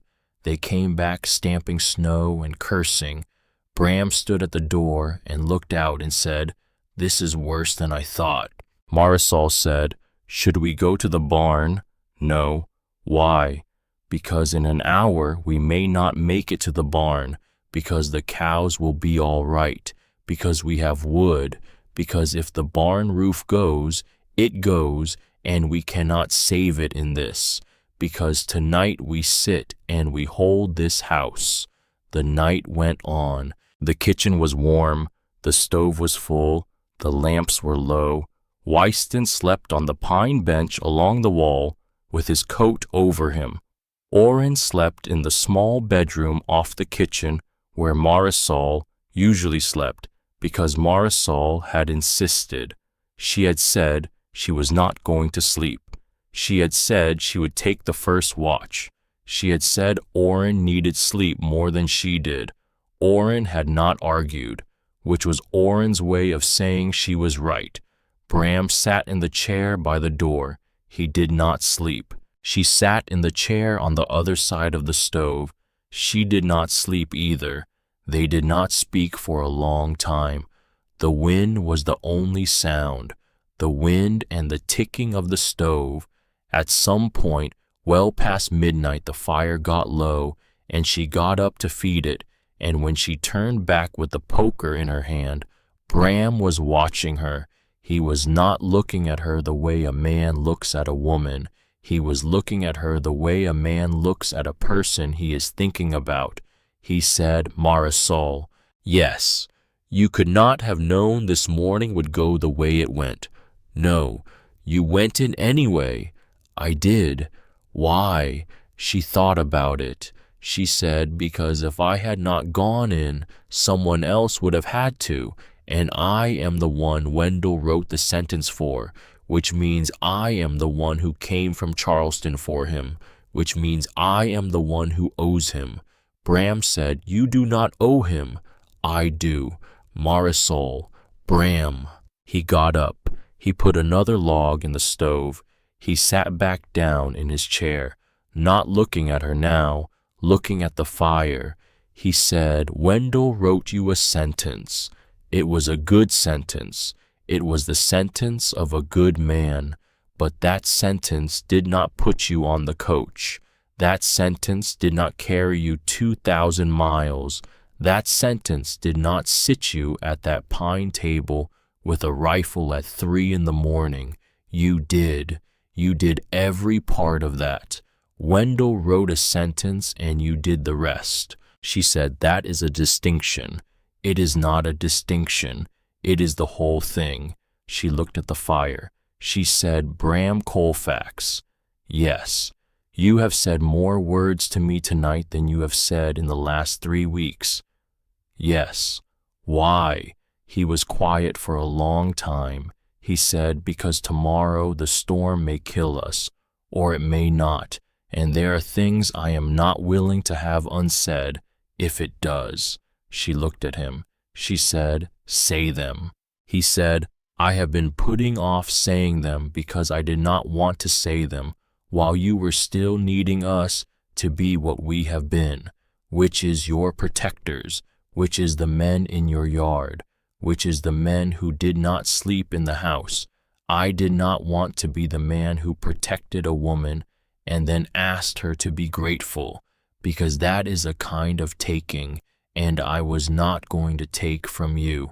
So I have been waiting, and I have been thinking about it every night in the tack room, which is very cold in October, which I have not minded because I had a thing to think about, which I am telling you now because the storm may kill us, which is—" He stopped. She said quietly, "Bram," he said, "which is that I would like when this storm is over, and when the trial in Austin is done, and when you are free of everything Gideon Becksworth ever put on you, to ask you if you would like a home, and whether the home you would like has me in it. And I would like you to answer without owing me anything, because you do not owe me anything, and I am not asking as a debt, I am asking as a question. He looked at the fire. He said, "That is all." She was quiet. The wind was still. For a moment the wind was still and she could hear him breathe. Then the wind picked up again, and she said, "Bram, yes, I would like a home." "All right, and I would like the home to have you in it." He did not move. He did not speak. He looked at the fire. Then he said, "I did not think you would say yes." "I know. I had rehearsed for you saying no." "I know. I do not have a speech for yes." "I know." She got up. She crossed the kitchen. She stopped in front of his chair. She looked down at him. His hair was still bright with melted snow from when he had checked the barn. His eyes were the color of gray stone. He was looking up at her with an expression she had not seen on any face in her life. Not the face of a man in love. That was not it. Not yet. The face of a man who had been alone for a very long time and had just been told he did not have to be alone anymore, and who was afraid of the news, and who was going to accept it anyway. She put her hand on his cheek. She said, "Bram Colfax."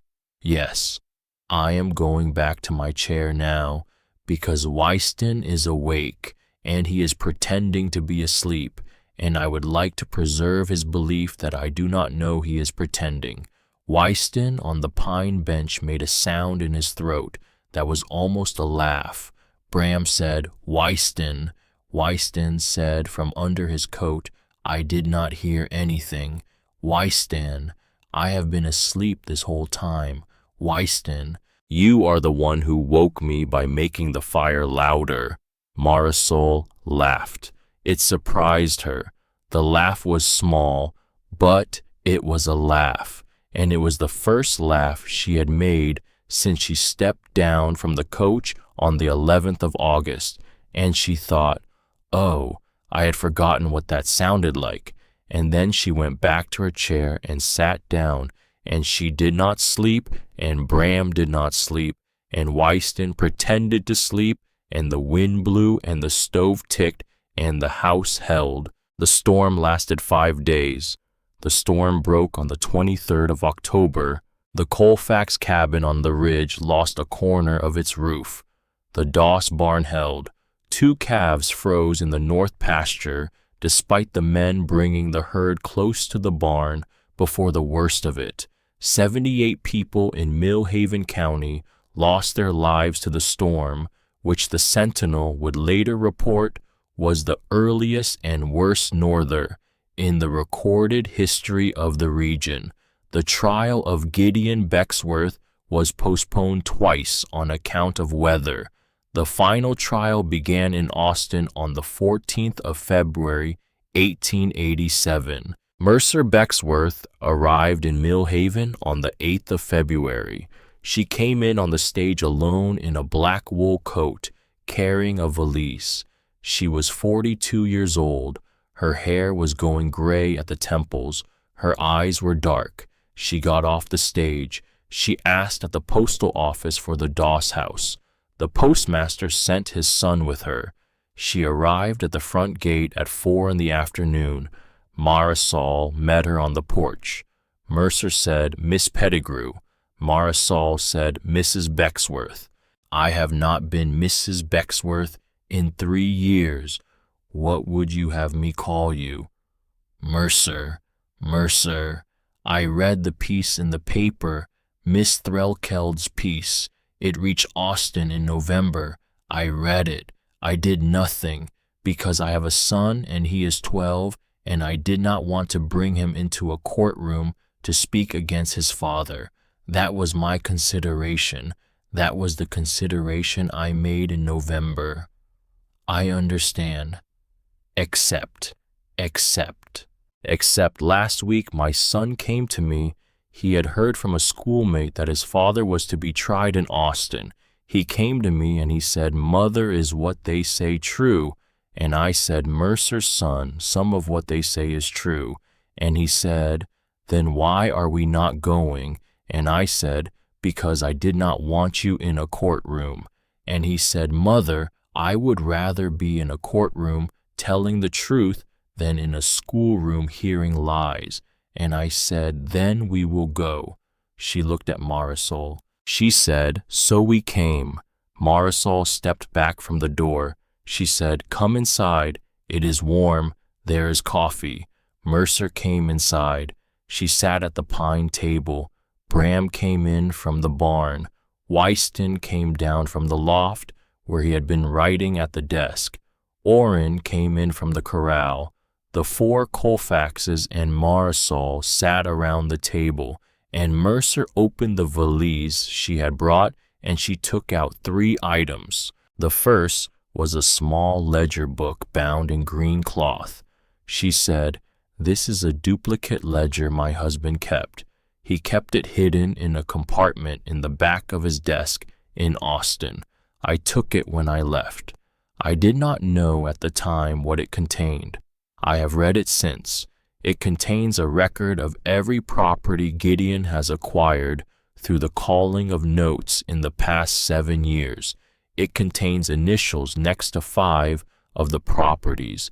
The initials, I believe, refer to people who assisted him. I do not know all the initials. I know some. I have annotated it." The second was a set of letters tied with red string. She said, "These are letters from my husband to a man named Ross in Austin. Ross was, I believe, the man who supplied him with the arsenic. Gideon told me once that he purchased large quantities of arsenic through a supplier in Austin. He said it was for rat control at his warehouses. He did not have warehouses. He had one warehouse, and it did not have rats. I read the letters last year. They are dated. They correspond to the deaths." The third was a small tin box. She said, "This is what I found under the floorboards of his study the week I left him. I did not open it for 2 years. I opened it because I was going to burn it, and I could not bring myself to burn a thing I had not seen. When I opened it, I found 7 rings, 7 wedding rings, marked with initials on the inside. He was collecting them." The table was silent. Marisol looked at the tin. She reached out. She opened it. The rings were there, 7 of them, small ones, men's rings. Marisol picked up the one whose initials were WD. She held it in her palm. Wendell Doss. The ring was heavier than she had expected. It had been made for a hand larger than her father's. It had a small nick on the inside where he had at some point hit it against a nail or a tool. She held it in her palm for a long time. She said, "Thank you, Mercer." Mercer said, "I should have brought this in November. You have brought it now." "I should have brought it 3 years ago." "You have brought it now." "I should have." Marisol reached across the table. She took Mercer's hand. She said, "You have brought it. That is what happened, not what should have happened. What happened, and what happened is enough." Mercer put her free hand over her eyes.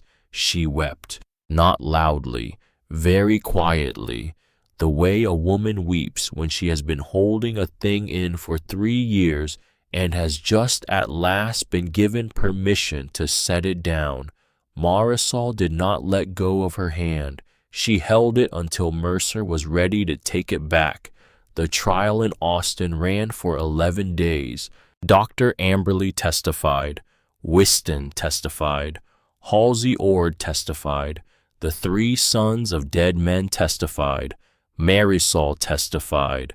Mercer Becksworth testified with her 12-year-old son sitting in the front row of the gallery beside Ione Threlkeld. The green ledger was entered into evidence. The letters were entered into evidence. The tin box of rings was entered into evidence. The jury returned a verdict in 3 hours. Gideon Bexworth was found guilty on 7 counts of murder in the first degree. He was sentenced to death by hanging. The sentence was carried out at dawn on the 8th of April, 1887, in the yard of the county jail in Austin. Marisol was not there. Bram was not there. None of the Colfaxes were there. They had not gone to Austin for the sentencing. They had gone home when the verdict was read, and they had gotten to Mill Haven on the evening of the 28th of February, and they had spent March and early April preparing for spring calving on the Doss property, which was now by clear title filed and stamped and recorded the property of Marisol Pettigrew. The 7 other properties on Marisol's petition to the court were returned to the heirs of the dead men. Dr. Amberley served 4 months in the county jail in Austin. His sentence was reduced on account of his testimony. When he came out, he did not return to Mill Haven. He wrote Marisol a letter from a small town in New Mexico where he was working as an assistant to a druggist, and he thanked her, and he said he would not practice medicine again, but that he had opened a small subscription library in the town, and that the town liked him, and that he was sober, and that he intended to die sober. Marisol wrote him back. She kept his journal, which he had given her, in her trunk. She had made him a copy. She did not need the original, but she kept it. Mercer Bexworth and her son moved to Colorado in the spring. She wrote Marisol once a month. Her son grew up to be a lawyer. Marisol would not know that for another 12 years, but she would find out when he wrote to her from Denver in the year 1899 that he had taken up estate law specifically because he did not want any other family to lose what his father's clients had lost. Ione Threlkold's piece on the trial was reprinted in 7 newspapers across Texas and 1 in Missouri. Halsey Ord filed his corrected surveys for the entire Mill Haven region as a public service, which discovered 3 additional boundary errors that had been quietly exploited by other landowners. 2 lawsuits followed. Both were settled in favor of the wronged parties. The Doss house stood. The Doss cattle multiplied. The pump on the well was pulled up. The well was capped, and a new well was dug on the west side of the property. Wyston tested the new well twice a year for arsenic for the rest of his life. It was always clean. The Colfax cabin on the ridge was repaired.